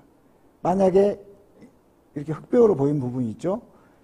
4명, 8명 중에 4명이 깡패였다면 여기가 커트라인입니다. 이 커트라인이 0.1로 갈리는 겁니다. 그러면 왜 이렇게 할까요? 모집 인원이 정해진 것은 이렇게 줄을 세울 수밖에 없습니다. 성적순으로. 그러면 여러분들 한번 생각해 보십시오. 학생부 종합전형. 성적을 보다는 다른 것을 보고 어쩌고 해가지고 공부를 못한 학생들에게 희망을 안겨줬죠. 예. 그렇지만 학생부 종합전형도 결국은 이렇게 줄을 세우는 겁니다. 네. 그래서 결국은 한 줄 세우기에서 앞에 갈수록 유리하다는 거죠. 내 아이를 어떻게 앞에 놓을 수 있을까? 이걸 연구를 하셔야 됩니다. 그래서 열심히 노력한다면 누구나 다 1등급이 될 수 있지만 모두가 1등급이 될 수가 없는, 그게 상대평가 시스템입니다. 대학 입시뿐만 아니라 입사할 때도 상대평가 시스템 때문에 어려운 겁니다. 이 상대평가 시스템을 이해를 하시면 앞으로 아이의 인생의 설계에 큰 도움이 될 겁니다. 그래서 한 줄 세우기는 죄가 없습니다. 예전에 입학사정관제가 도입될 때 여러 줄 세우기를 하자고 했습니다. 저도 여러 줄 세우기 하자고 주장을 했지만 10여 년이 흐른 지금은 저는 오히려 생각이 바뀌었습니다. 한 줄 세우기 맞네, 이렇게 생각이 됩니다. 그래서 한 줄 세우기가 죄가 없다고 한 겁니다. 저 한 줄 세우기와 대학의 서열은 상관이 없습니다. 교육 선진국인 핀란드도 결국은 학생들을 점수화시켜서 이렇게 한 줄을 세웁니다. 그러면 결국은 여러분들은 한 줄 세우기에서 앞에 서야지 좋은 대학을 가는 겁니다. 자, 학종 많이 줄었다고 했습니다. 그러면서 정시 확대를 이야기했습니다. 그래서 결국은 정시 준비를 한 아이들이 늘어났고, 또 공부 학교에서 내신 성적이 안 나온 아이들은 좋은 핑계거리가 생겼습니다. 나 정시 간다고 합니다. 자, 정시 어떨까요? 16개 대학밖에 해당이 되지 않습니다. 전국 200개 대학 중에 16개 대학만 정시가 확대된 겁니다. 우리 아이가 16개 대학에 갈 가능성이 오히려 없는 거죠. 그러니까 정부에서는 정시 확대를 주장했지만 우리 아이하고는 별로 상관이 없을 수 있다는 얘기죠. 그걸 염두에 두셔야 됩니다. 전략을 세우실 때요. 그래서 대입 설명회에서 강남 대치동에서 정시 굉장히 강조하죠. 맞는 말입니다. 왜 그러겠어요? 거기는 다 재수생들이니까요. N수생들. N수생들은 당연히 정시 가야죠. 그래서 정시 모집 확대. 상위권 대학 정시 모집을 40%로 확대했는데 정시, 수시 지금 고민하는 분들 잘 생각해 보십시오. 정시에 비중을 두고 있다고 할 경우 현명할 수도 있습니다. 어떨 경우 현명할까요? 모고가 굉장히 1111 나오는 아이들은 당연히 좋죠. 그런데 불안해요. 모고가. 6월 다르고 9월 다르고 가채점 결과를 보니까 더 떨어졌어요. 그럼 어떻게 하겠어요? 정시로 가야 될까요? 수시로 가야 될까요? 바로 서울 전철, 러시아워 시간에 전철 타는 것만큼 어려운 게 정시입니다. 네. 그래서 지금부터는 대학 입학 전형에 대해서 이제 하나씩 짚어보도록 하겠습니다. 특징에 대해서요. 수시에 포커스를 둬야 될지 정시에 포커스를 둬야 될지 고민하신다면 이제 해결됐죠. 그 다음에 수시에 포커스를 둔다면 또 전형 종류가 저렇게 4가지나 있습니다. 그런데 오늘은 주로 교과냐 종합이냐를 갖고 고민을 해야 됩니다. 대구 경북 지역은 어디로 가야 될까요? 답이 어딜까요? 여러분들 앞으로 수시 6장을 고를 때요. 무슨 농어촌 전형, 특별 전형 이런 거 자격됩니다 하고 이런 경우 있는데요. 숫자 보셔야 됩니다. 문이 한 짝, 아까 제가 그랬죠. 문이 4짝인지 5짝인지 뭐 한 짝 열었다 이렇게 했잖아요. 그 표현이 그겁니다. 문이 넓을수록 들어가기가 쉬운 겁니다. 근데 바늘구멍이면요. 경쟁률이 이렇게 올라갑니다. 경쟁률은 결국 커트라인을 올리는 겁니다. 그걸 비례 관계를 잘 생각하셔야 됩니다. 그런데 대구 경북 지역에 원서를 내야겠다 할 경우 교과냐 종합이냐를 고민하셔야 되죠. 그걸 하나씩 풀어가도록 하겠습니다. 수험생과 학부모들 고민이죠. 내 아이는 도대체 어떤 전형을 택해야 할지. 모든 전형을 다 선택할 수 있으면 좋겠지만 또 현실적으로 눅눅하지는 않습니다. 어떤 전형을 선택해야 될까요? 대학 입시를 정확히 파악하는 것이 중요합니다. 우리 아이에게 최저가 된 전형은 어떤 것일까요? 일단 학생부 중심입니다. 학생부 종합전형 같은 경우 이제 학생부 중심을 보는데 이 부분을 좀 눈여겨볼 필요가 있습니다. 학교생활기록부에 기록되는 숫자, 이거 내신을 말하는 거겠죠. 그죠? 문자는 뭘 이야기할까요? 세특, 행특을 이야기하는 겁니다. 비교과, 소위 비교과입니다. 그런데 얼마 전에 스카이캐슬이라는 드라마도 있었죠. 왜 그렇게 엄마들이 열성이었을까요? 우리 아이의 내신, 숫자는 올리기 힘들었던 거예요. 부정을 하지 않는 한. 그런데 문자 이력은 너무나 쉬웠던 겁니다. 그러니까 결국은 문자로 된 것이 왜 필요하냐 이거죠. 내신은 0.1 가지고 이렇게 서열을 매기지만 문자로 생긴 구조는 간극이 넓어요. 그러니까 내신은 고만고만 비슷비슷한데 서류를 평가하는 학과 교수 입장에서는 세팅이 좋으면 그냥 거기다 체크를 해버린다 이거죠. 뽑겠다 이런 이야기죠. 그러니까 문자로 된 것이 결정적이다 이 말이죠. 내신이 비슷했을 경우. 그러니까 학생부 종합전형에서 0.1 가지고 붙고 떨어지고 이렇게 하지는 않습니다. 그 레인지 안에만 들어있으면 된다 이거죠. 우리는 2.5에서 3.5 정도면 무난하겠다 싶으면 그 안에 구간에 들어있다면 꼭 2.5라 해서 유리하고 3.5라 해서 불리한 건 아니라 이거죠. 문자 구성이 어떻게 되냐에 따라서 달라진다는 거죠. 그리고 교육과정과 선택 과목도 굉장히 중요합니다. 의예과를 왔다면 의예과와 관련된 선택 과목들 어떤 걸 들었느냐. 의예과를 온다고 했는데 지구과학이 쉽다 해서 지구과학을 들었어요. 별로 인정해주고 싶지 않은 겁니다. 생명과학을 들어야 되는 거죠. 그런 관련 과목을 보는 겁니다. 그래서 교과는 정성평가를 하고 있고요. 그래서 비교과는 점점 조금씩 약해지고 있는데 오히려 세특은 굉장히 중요해졌습니다. 그러니까 오늘 밤에 우리 아이의 세특을 한번 봐보십시오. 지원하려고 하는 학과의 세특이 얼마나 잘 써 있는지 학과 교수가 봐도 생명과학 잘했는데 화공과 온다는데 화학 잘했는데 이런 느낌이 들어야 된다 이거죠. 그래서 대입에서 주목해야 될 것은 이제 내신도 중요하고요. 그 다음에는 세특이 중요해졌습니다. 여러분들 이걸 이제 머릿속에 염두에 두고 계셔야 됩니다. 수시는 교과 종합 실기 특기자 논술 4가지 전형 유형이 있고요. 크게. 그리고 정시는 수능과 실기 특기가 있는데 수시는 학생부와 교과 종합 면접을 보는 겁니다. 학생부 플러스 면접입니다. 경우에 따라서는 수능 최저도 필요합니다. 그러니까 여러분들은 이 우수성은 실기니까 오늘 별로 해당 사항이 없잖아요. 논술은 논술을 잘 봐야 되는 거예요. 그러면 이 2개는 결국은 면접 점수까지를 합산하는 겁니다. 그래서 전형을 쉽게 얘기하자면 학생부 종합전형은 내신 성적도 좋아야 되지만 비교과 활동이 좋아야 되고요. 교과 전형은 비교과를 보지 않는 대신에 뭐가 발목을 잡습니까? 아까 일부에서 계속 강조했었죠. 수능 최저가 발목을 잡습니다. 네. 그러니까 대학 입장에서 왜 이걸 강조했을까요?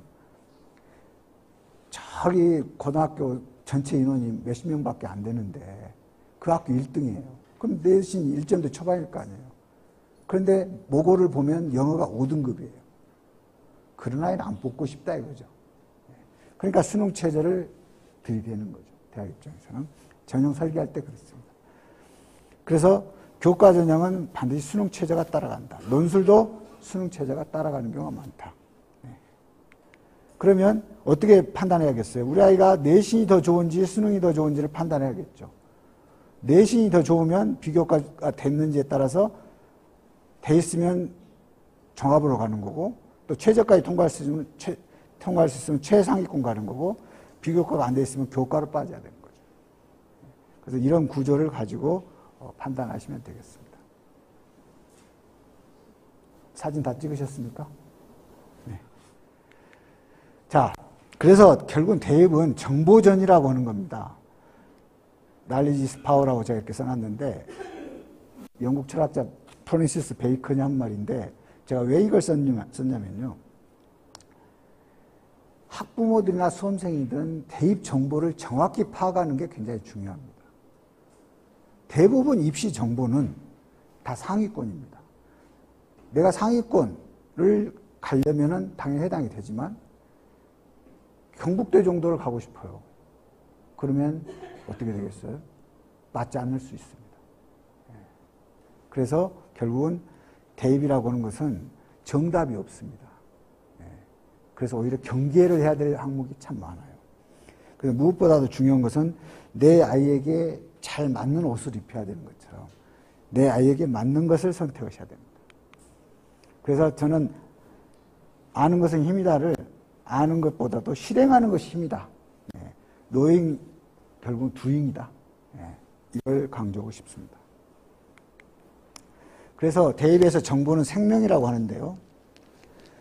매년 대입 정보가 바뀝니다. 해마다 바뀌어요. 입시 전문가들도 표를 놓고 봐야 할 정도로 바뀝니다. 그런데 공부를 잘하든 못하든, 오늘 여러분 어머님들 마찬가지겠지만 우리 아이가 서울대를 가든 지방대학을 가든 대입은 다 중요합니다.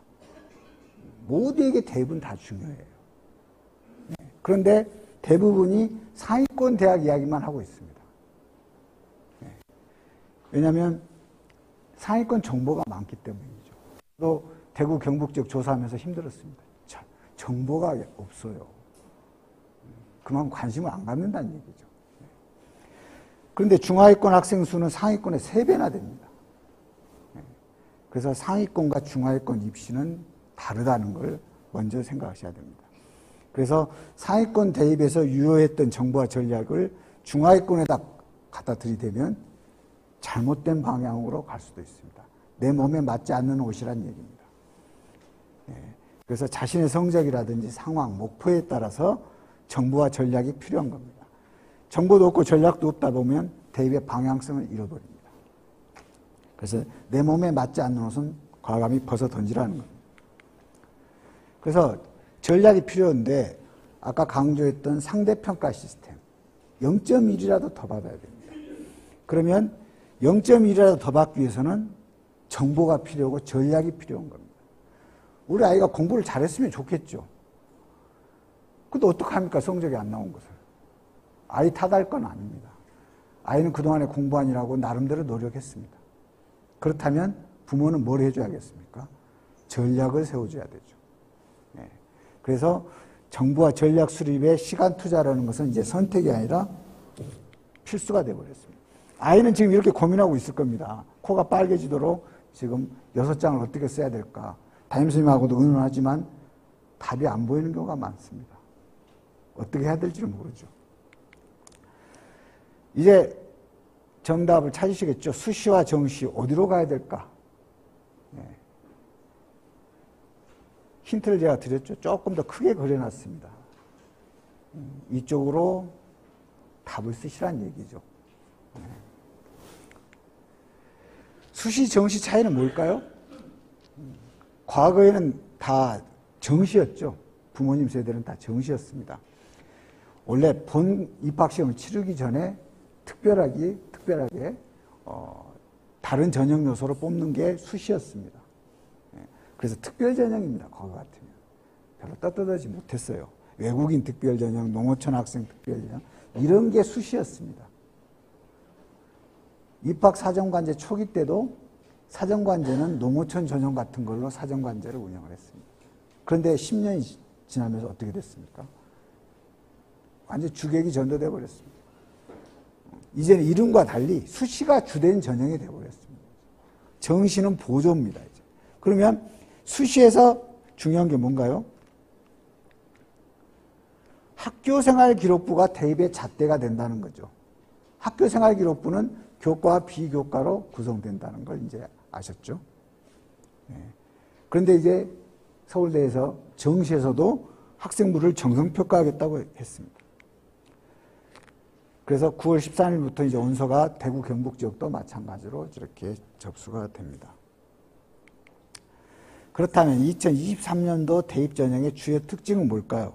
하나씩 알아보도록 하겠습니다. 일단 작년과 비슷해요. 큰 차이는 없습니다. 수시 모집은 학생부 위주고 정시 모집은 수능 위주입니다. 그리고 전체 모집 인원도 증가했고 시기별 모집 인원에도 변화가 왔습니다. 무엇보다도 반가운 소식이죠. 수능 최저 학력 기준이 완화되는 추세에 있습니다. 수험생들을 위한 것일까요? 부모님들 그렇게 생각하세요? 대학이 살자고 하는 짓이죠. 열심히 뽑아놨더니 수능 최저 때문에 못 뽑는 거예요. 등록이 안 됩니다. 그럼 어떻게 되겠어요? 대학은 헛손질한 거잖아요.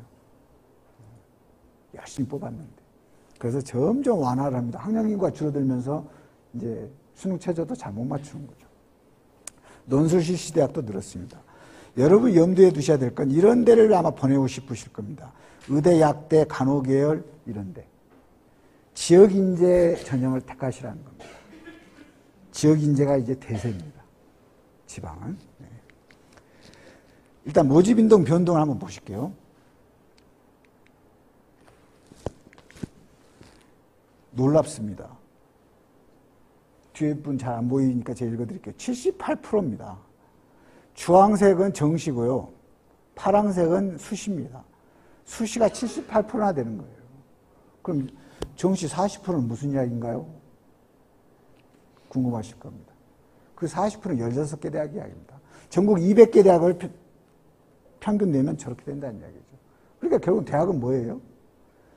수시에서 일단 확보하겠다는 이야기잖아요. 정시까지 가면 다 미달입니다. 특히 경북 지역이 그랬습니다. 그러니까 어떻게든지 정시에서 선발해서 등록금 딱 받아놔야 되는 겁니다. 그래야지 운영이 되는 거죠. 그래서 저렇게 많이 뽑습니다. 그래서 이제 수시, 정시 어떤 전형으로 지원할지 고민을 이제 좀 내려놓으셔야 됩니다. 수도권 평균 수시 모집 비율은 64.7입니다. 왜냐하면 수도권은 이제 그 상위권 16개 대학.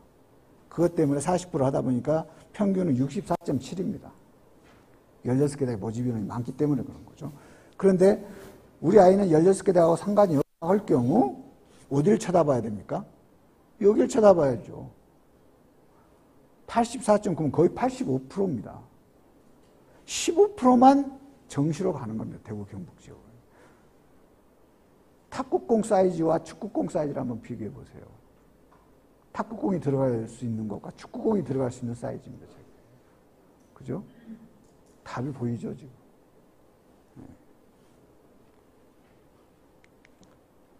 이 수치를 보면 더욱 실감납니다.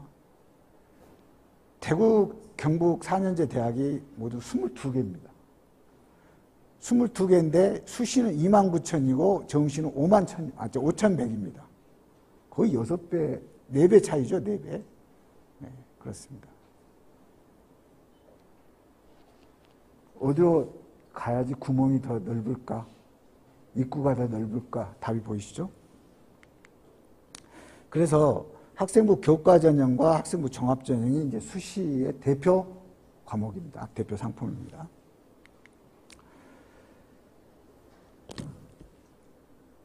이 내용을 쭉 보시면 전체는 거의 78% 정도예요.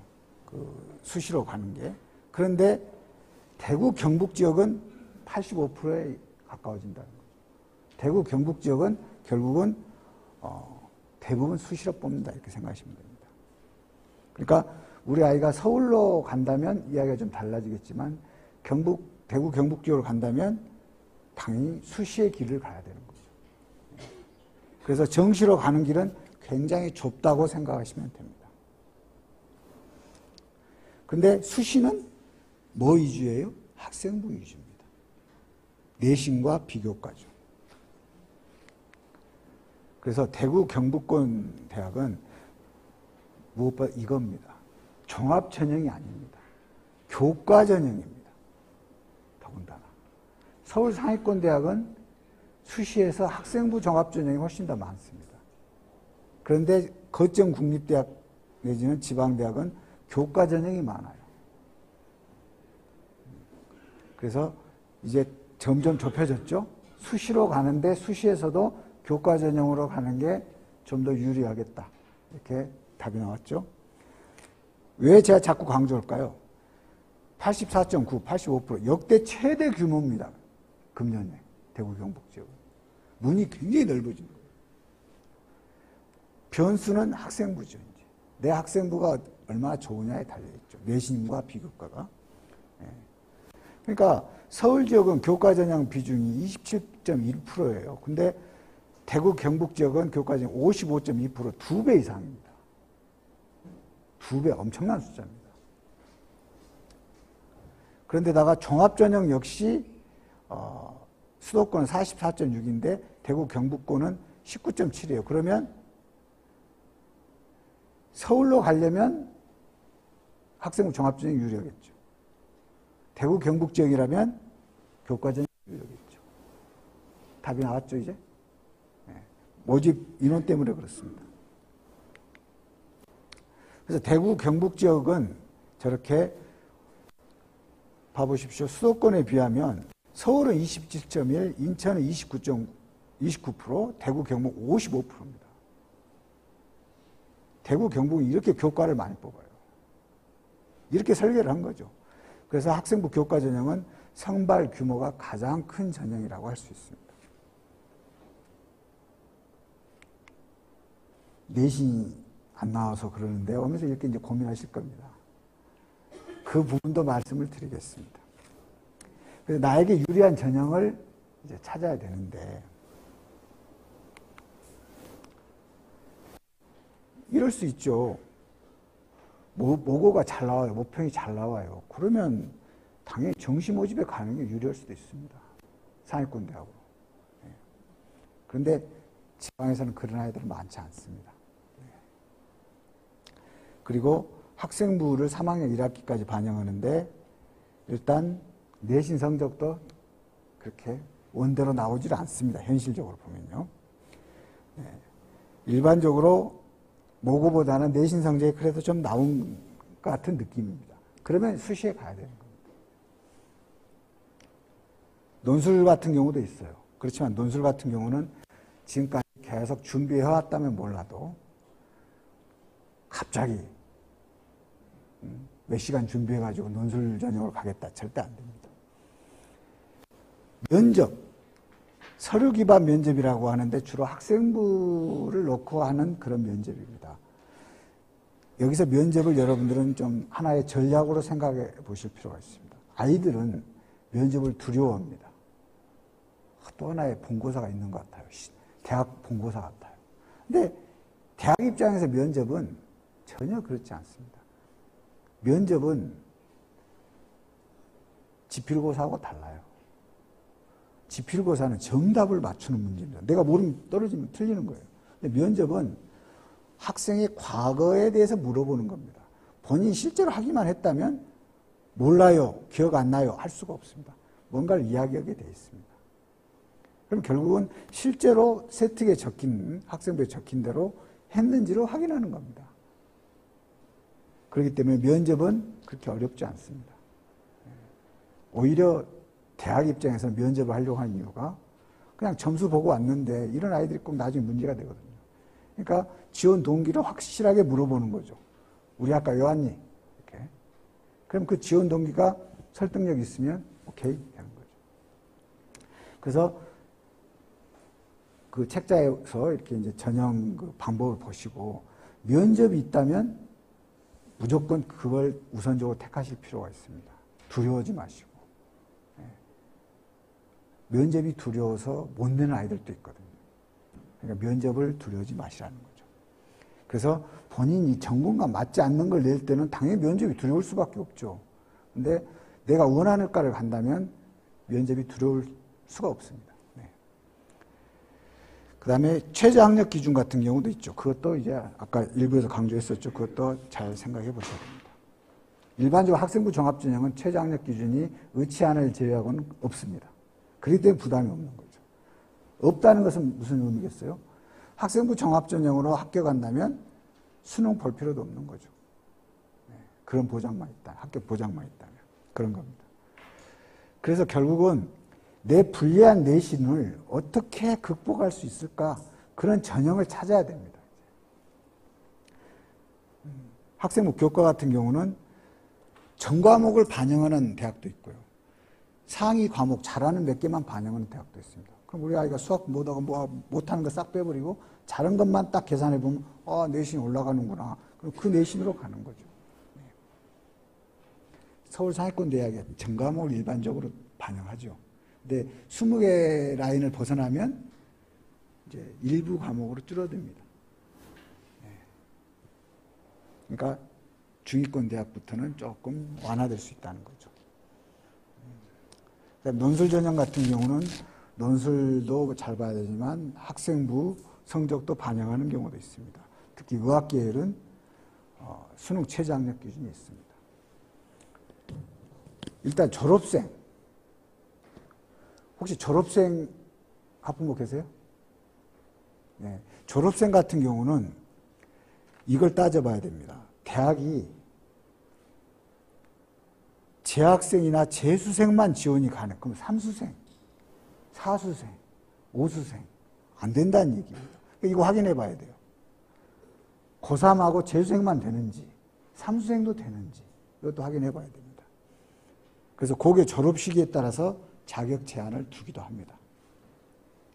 그 다음에 학생부 종합전형 같은 경우도 마찬가지지만 운이에 많이 달려 있습니다, 사실. 아까 70% 컷, 50% 컷 이런 얘기 나왔잖아요. 대학이 마지막으로 문 닫고 꼴찌로 들어간 학생 등급을 좀 알려줬으면 좋겠는데 절대 그 공개를 안 한단 말이에요. 네. 우리는 문 닫고 들어간 아이가 몇 등이냐, 몇 등급이냐를 물어보는데 꼭 70% 컷만 나요. 70% 컷이면 높죠. 네. 100명 중에 7등, 70등까지니까. 10명 중에 7등이고. 우리는 8, 9, 10 점수를 알고 싶은데 8, 9, 10은 저 밑에 있는 거죠. 그러다가 어쩌다 하나 나오면 특목고라고 해버리죠 또. 아니, 일반고도 많습니다. 그래서 그런 그 입결을 놓고 자신에게 유리한 대학과 전형을 적극적으로 찾아볼 필요가 있습니다. 교과 전형을 보도록 하겠습니다. 일단 교과 전형은 뭘 교과 전형이라고 하냐면 교과 성적을 50% 이상 반영하면 교과 전형입니다. 반영 비율이 50%가 넘으면 51%만 되면 그럼 이 교과 전형은 석차 등급으로 활용한다는 이야기죠. 내신 등급. 네. 그런데 교과 전형에서 아까 제가 처음 말씀드렸던 최저 학력 기준이 꼭 발목을 잡더라. 그러니까 교과 전형으로 지원하려면 빨리 수능 최저 기준 확인해 보셔야 됩니다. 거기에 제가 다 책에다 내놨습니다. 그래서 내신 등급이 아무리 높아도 수능 최저를 충족하지 못하면 최종 합격이 안 되는 거예요. 그래서 입시를 이렇게 생각하셔야 됩니다. 수험생들은 싸움터에 가는 무사라고 생각하시면 돼요. 네. 무사가 싸움터에 갈 때 뭘 들고 갑니까? 칼 들고 가죠? 창이나 칼. 그러면 그 창이나 칼은 에리얼수록 좋겠죠. 잘 들수록. 그게 내신입니다. 그 다음에 또 무사가 뭘 들고 갑니까? 방패 들고 가죠. 방패는 튼튼하면 좋겠죠. 그게 비교과입니다. 칼도 있고 방패도 있으니까 내가 한번 싸워볼 만한데 요것이 문제라는 거죠. 수능 최저 학력 기준. 요게 입장권에 해당됩니다. 코로나 같으면 마스크예요. 마스크 안 쓴 사람 여기 들어올 수 없습니다. 하듯이 수능 최저를 못 맞추면 입장이 안 되는 거예요. 그러면 칼도 갈고 방패도 튼튼한데 저 문 밖에 있어야 됩니다. 그러면 입장이 된 학생들은 어떻게 되겠어요? 수능 최저를 맞춘 학생들은 부전승으로 합격하는 겁니다. 싸우지도 않고. 그래서 아까 수능 최저 충족률 그게 나왔던 겁니다. 몇 %나 충족하느냐. 그래서 입장권이라고 생각하시면 됩니다. 그러면 결국은 이 수능 최저 학력 기준이라는 것은 내 무기로 사용할 수가 있다는 거죠. 네. 그런데 학생부 교과 전형보다는 이 합격자 내신 등급이 일반적으로 높죠. 왜냐하면 내신 성적을 많이 반영하기 때문에. 네. 그래서 학생부 비교과를 정성평가하는 종합전형에 비해서 합격 예측이 쉽습니다.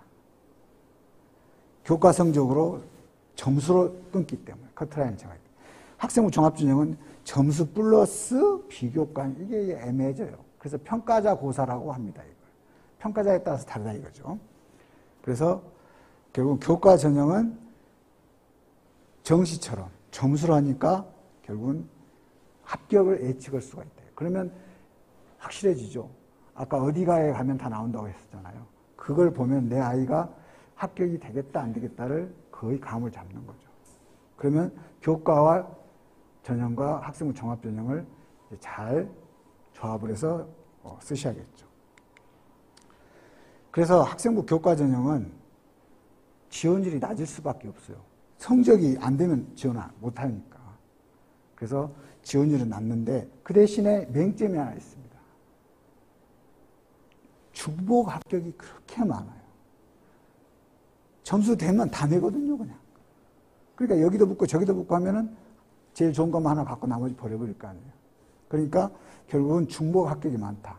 그러면 여러분들이 보실 때 뭘 보셔야겠어요? 충원율을 한번 보시라요. 충원율이 300%다. 이렇게 하면, 아하. 처음에 최초 합격은 연락은 안 오겠지만 마지막 추가 합격자에서는 여기 어디 대학교인데요. 추가 합격하셔가지고 연락드립니다. 이런 전화가 올 수밖에 없다. 그래서 충원율이 높다. 이렇게 생각하시면 됩니다. 그래서 학생부 교과 전형은 교과 성적 100%를 반영하는 전형도 있고 수능 최저 없이요. 그러면 수능 최저가 없다는 것은 입장권이 없으니까 다 들어오잖아요. 그러니까 피 튀게 싸워야겠죠. 근데 일단 입장권을 가지고 한번 걸러주기만 하면 부전승도 있겠다. 그 다음에 거기에 면접까지 붙어 있으면 두려워한다. 학생들이.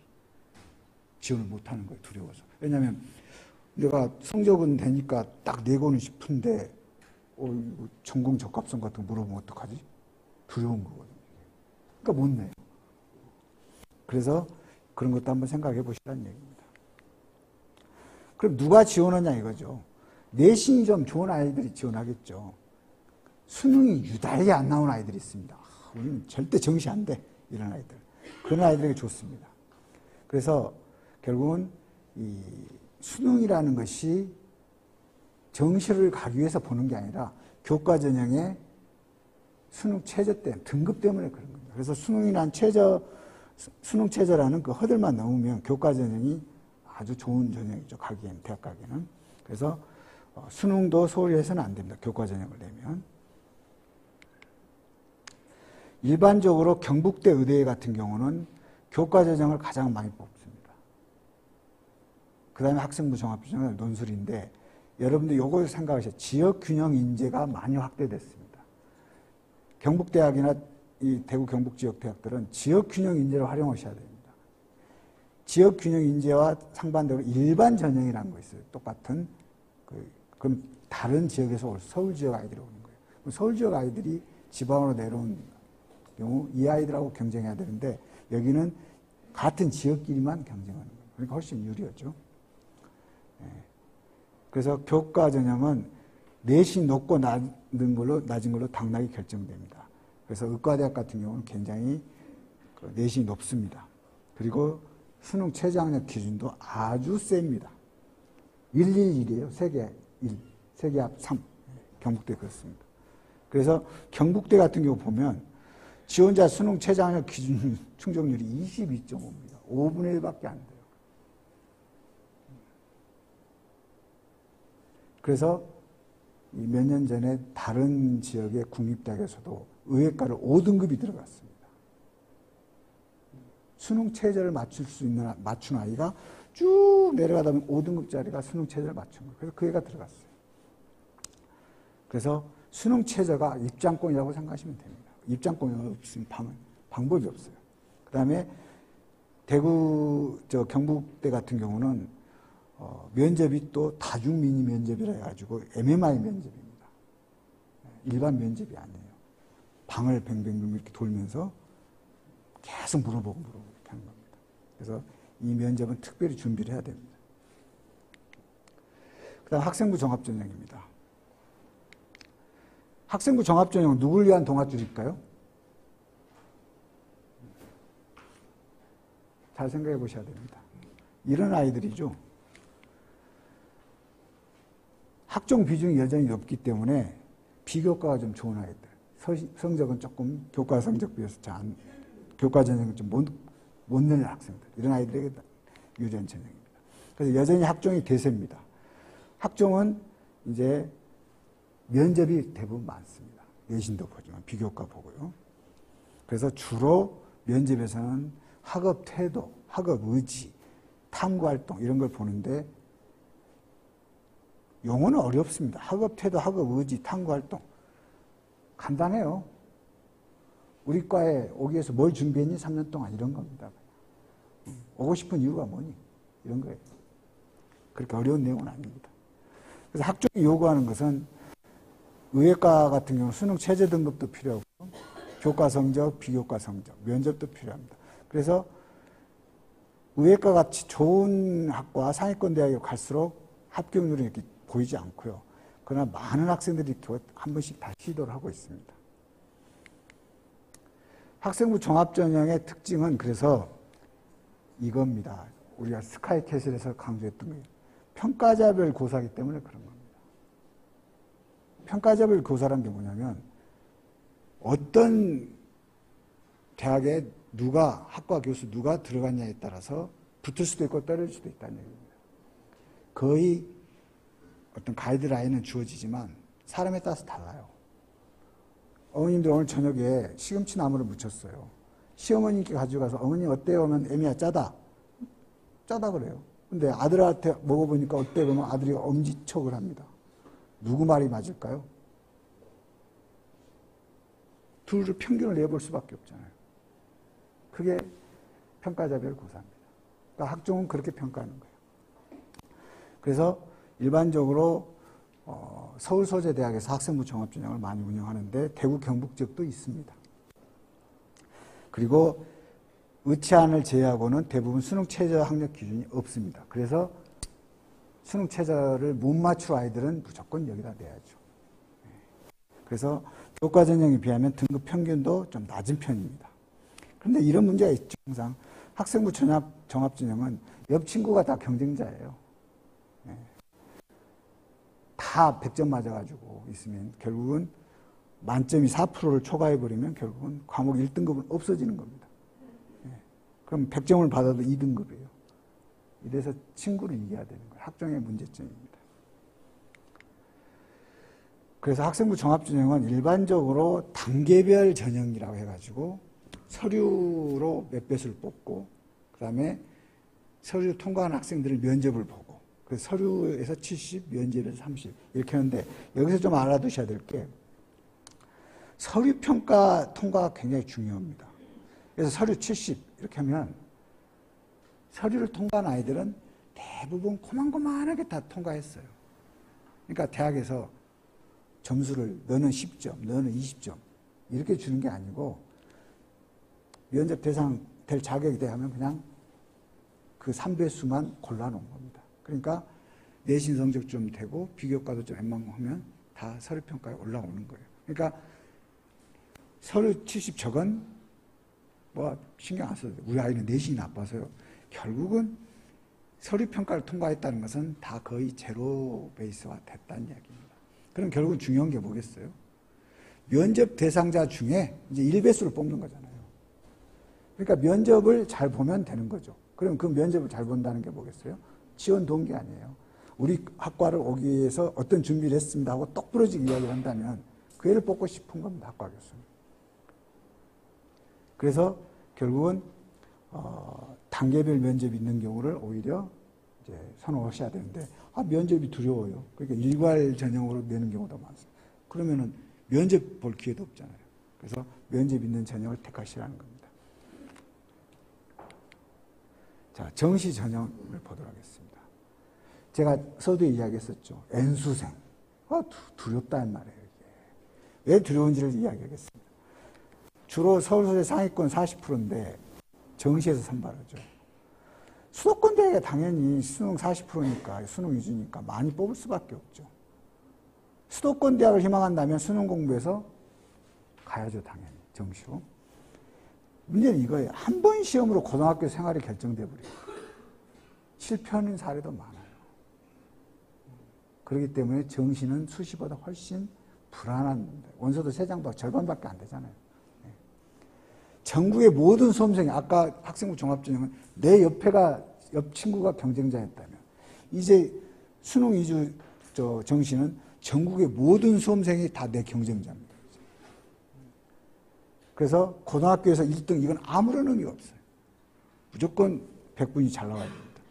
그래서 결국은 N수생이 많을 수밖에 없어요. 재수생들이 1년에 5천만 원 정도를 투자해서 강남에서 재수를 하면 공부 잘하는 아이들은 웬만큼 다 나와요. 엄마가 5천만 원을 투자할게 하면 재수할 만하죠. 요즘에는 학원들이 원체 잘하니까. 근데 대부분이 진로보다는 대학 라인을 보고 막 갑니다. 이렇게. 그러니까 정시로 간 아이들은 반수할 가능성이 굉장히 많아요. 처음에는 순진해가지고 아까 이런 이야기 나왔죠. 이과에서 문과로 가면 고대가 서울대 가고. 그러니까 서울대 갔다고 처음엔 좋아했는데 가서 보니까 엄마 이거 아니야. 어문계열은 취업이 안 된대. 다시 나와서 나의 약대라도 의대라도 가야겠어. 이래서 반성이 생기는 겁니다. 그러니까 그런 순진한 생각에서 잘못 결정한 거죠.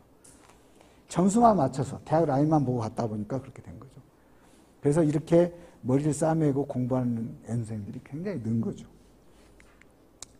학령인구는 줄었는데 N수생은 는 겁니다. 그래서 결국은 서울 상위권 대학이야 당연히 수능 위주로 이렇게 가는 거 유리하죠, 당연히. 그런데 현실적으로 정시가 잘 나오기 힘드니까 결국은 우리는 역발상을 해야 되는 거 아니겠어요? 그래서 수시로 갈 수밖에 없습니다. 더군다나 문과생 같은 경우는 침공을 당하잖아요, 지금 자연계 아이들한테. 그러니까 웬만큼 수능 봐가지고는 밀려버린다는 거예요. 거의 서울대 연고대 문과 같은 경우 작년에 50, 60% 이상이 다 이공계에서 넘어왔어요, 자연계에서. 내 영역 다 뺏기는 겁니다. 그렇지만 또 반대로 지방소재 대학은 교과 전형 선발 비중이 높다 보니까 수능 정시 비중은 낮아요. 제가 이렇게 점잖하게 써 대입 환경의 변화라고 썼지만 그냥 정시는 원서만 내면 되는 대학들도 있잖아요. 지방대학 같은 경우. 그래서 그런 것도 한번 생각을 해볼 필요가 있습니다. 그래서 N수생들이 이렇게 늘고 있습니다, 지금. N수생들이, 재학생은 오히려 줄고요. N수생이 이렇게 늘어납니다. 그러니까 결국은 수시가 문제가 아니라 정시 40% 이것은 다 N수생들 위한 전형이 아닌가 할 정도입니다.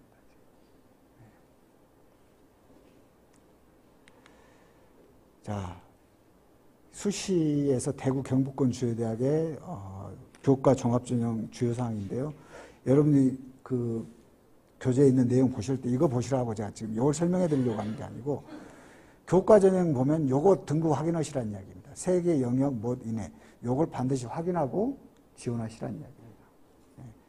교과 전형은 이 수능 최저 전형 방법이 아주 중요합니다. 그래서 제가 대구 경북 지역 웬만한 대학들을 다 내놨습니다. 이렇게 이건 교과 전형이고요. 그다음에 종합전형. 종합전형 같은 경우도 의치안 같은 경우 이렇게 경북대학 같은 경우도 국수, 과, 중, 과탐 포함한 3개 영역 등급 3입니다. 굉장히 셉니다. 이런 거 꼭 확인해 보셔야 돼요. 이렇게 됐고요.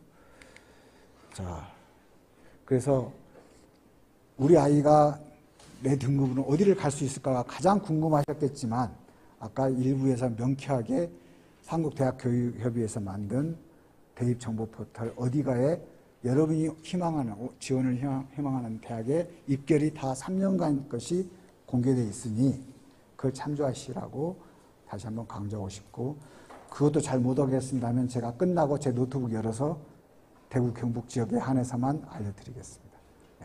어머님들께서 직접 찾아보시는 게 더 좋을 겁니다. 자, 우리가 예정된 시간이 다 됐습니다. 50분이 났는데 지금 또 질문을 좀 받도록 하겠습니다. 그러면 궁금한 거 있으시면 질문하시기 바랍니다. 질문 보시면 제가 마이크를 넘겨드리겠습니다. 두 분만 질문을 받겠습니다.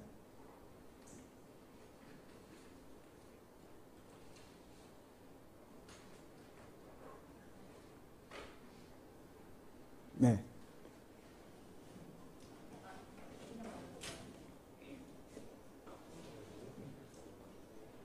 교과 전형 같은 경우에 최저가 완화되었잖아요. 최저 완화된 대학의 경우에는 저희가 이제 그 대학 어디가에 들어가서 작년 입결이나 3년 입결을 봤을 경우에 그 이번에 뭐 인원수도 많고 하면은 그 교과 나와 있는 그 등급 컷을 한 어느 정도 저희가 똑같이 볼 수는 없잖아요. 경우가 달라지니까.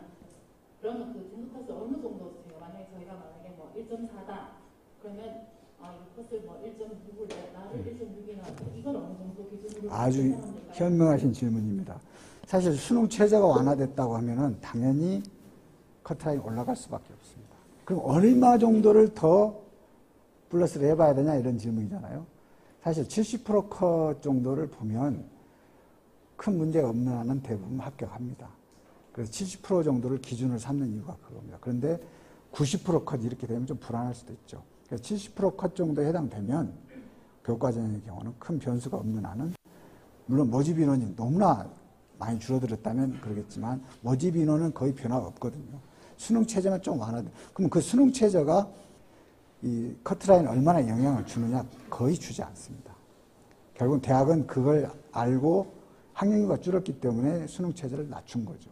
만약에 수능 최저를 낮추지 않았다면 커트라인이 더 내려가 버릴 겁니다. 그러니까 70%컷 정도 되면 일단 큰 변수가 없는 한 합격한다. 예. 학생부 전형, 종합전형이야 들쑥날쑥 할 수 있지만 교과 전형 큰 변수는 없습니다.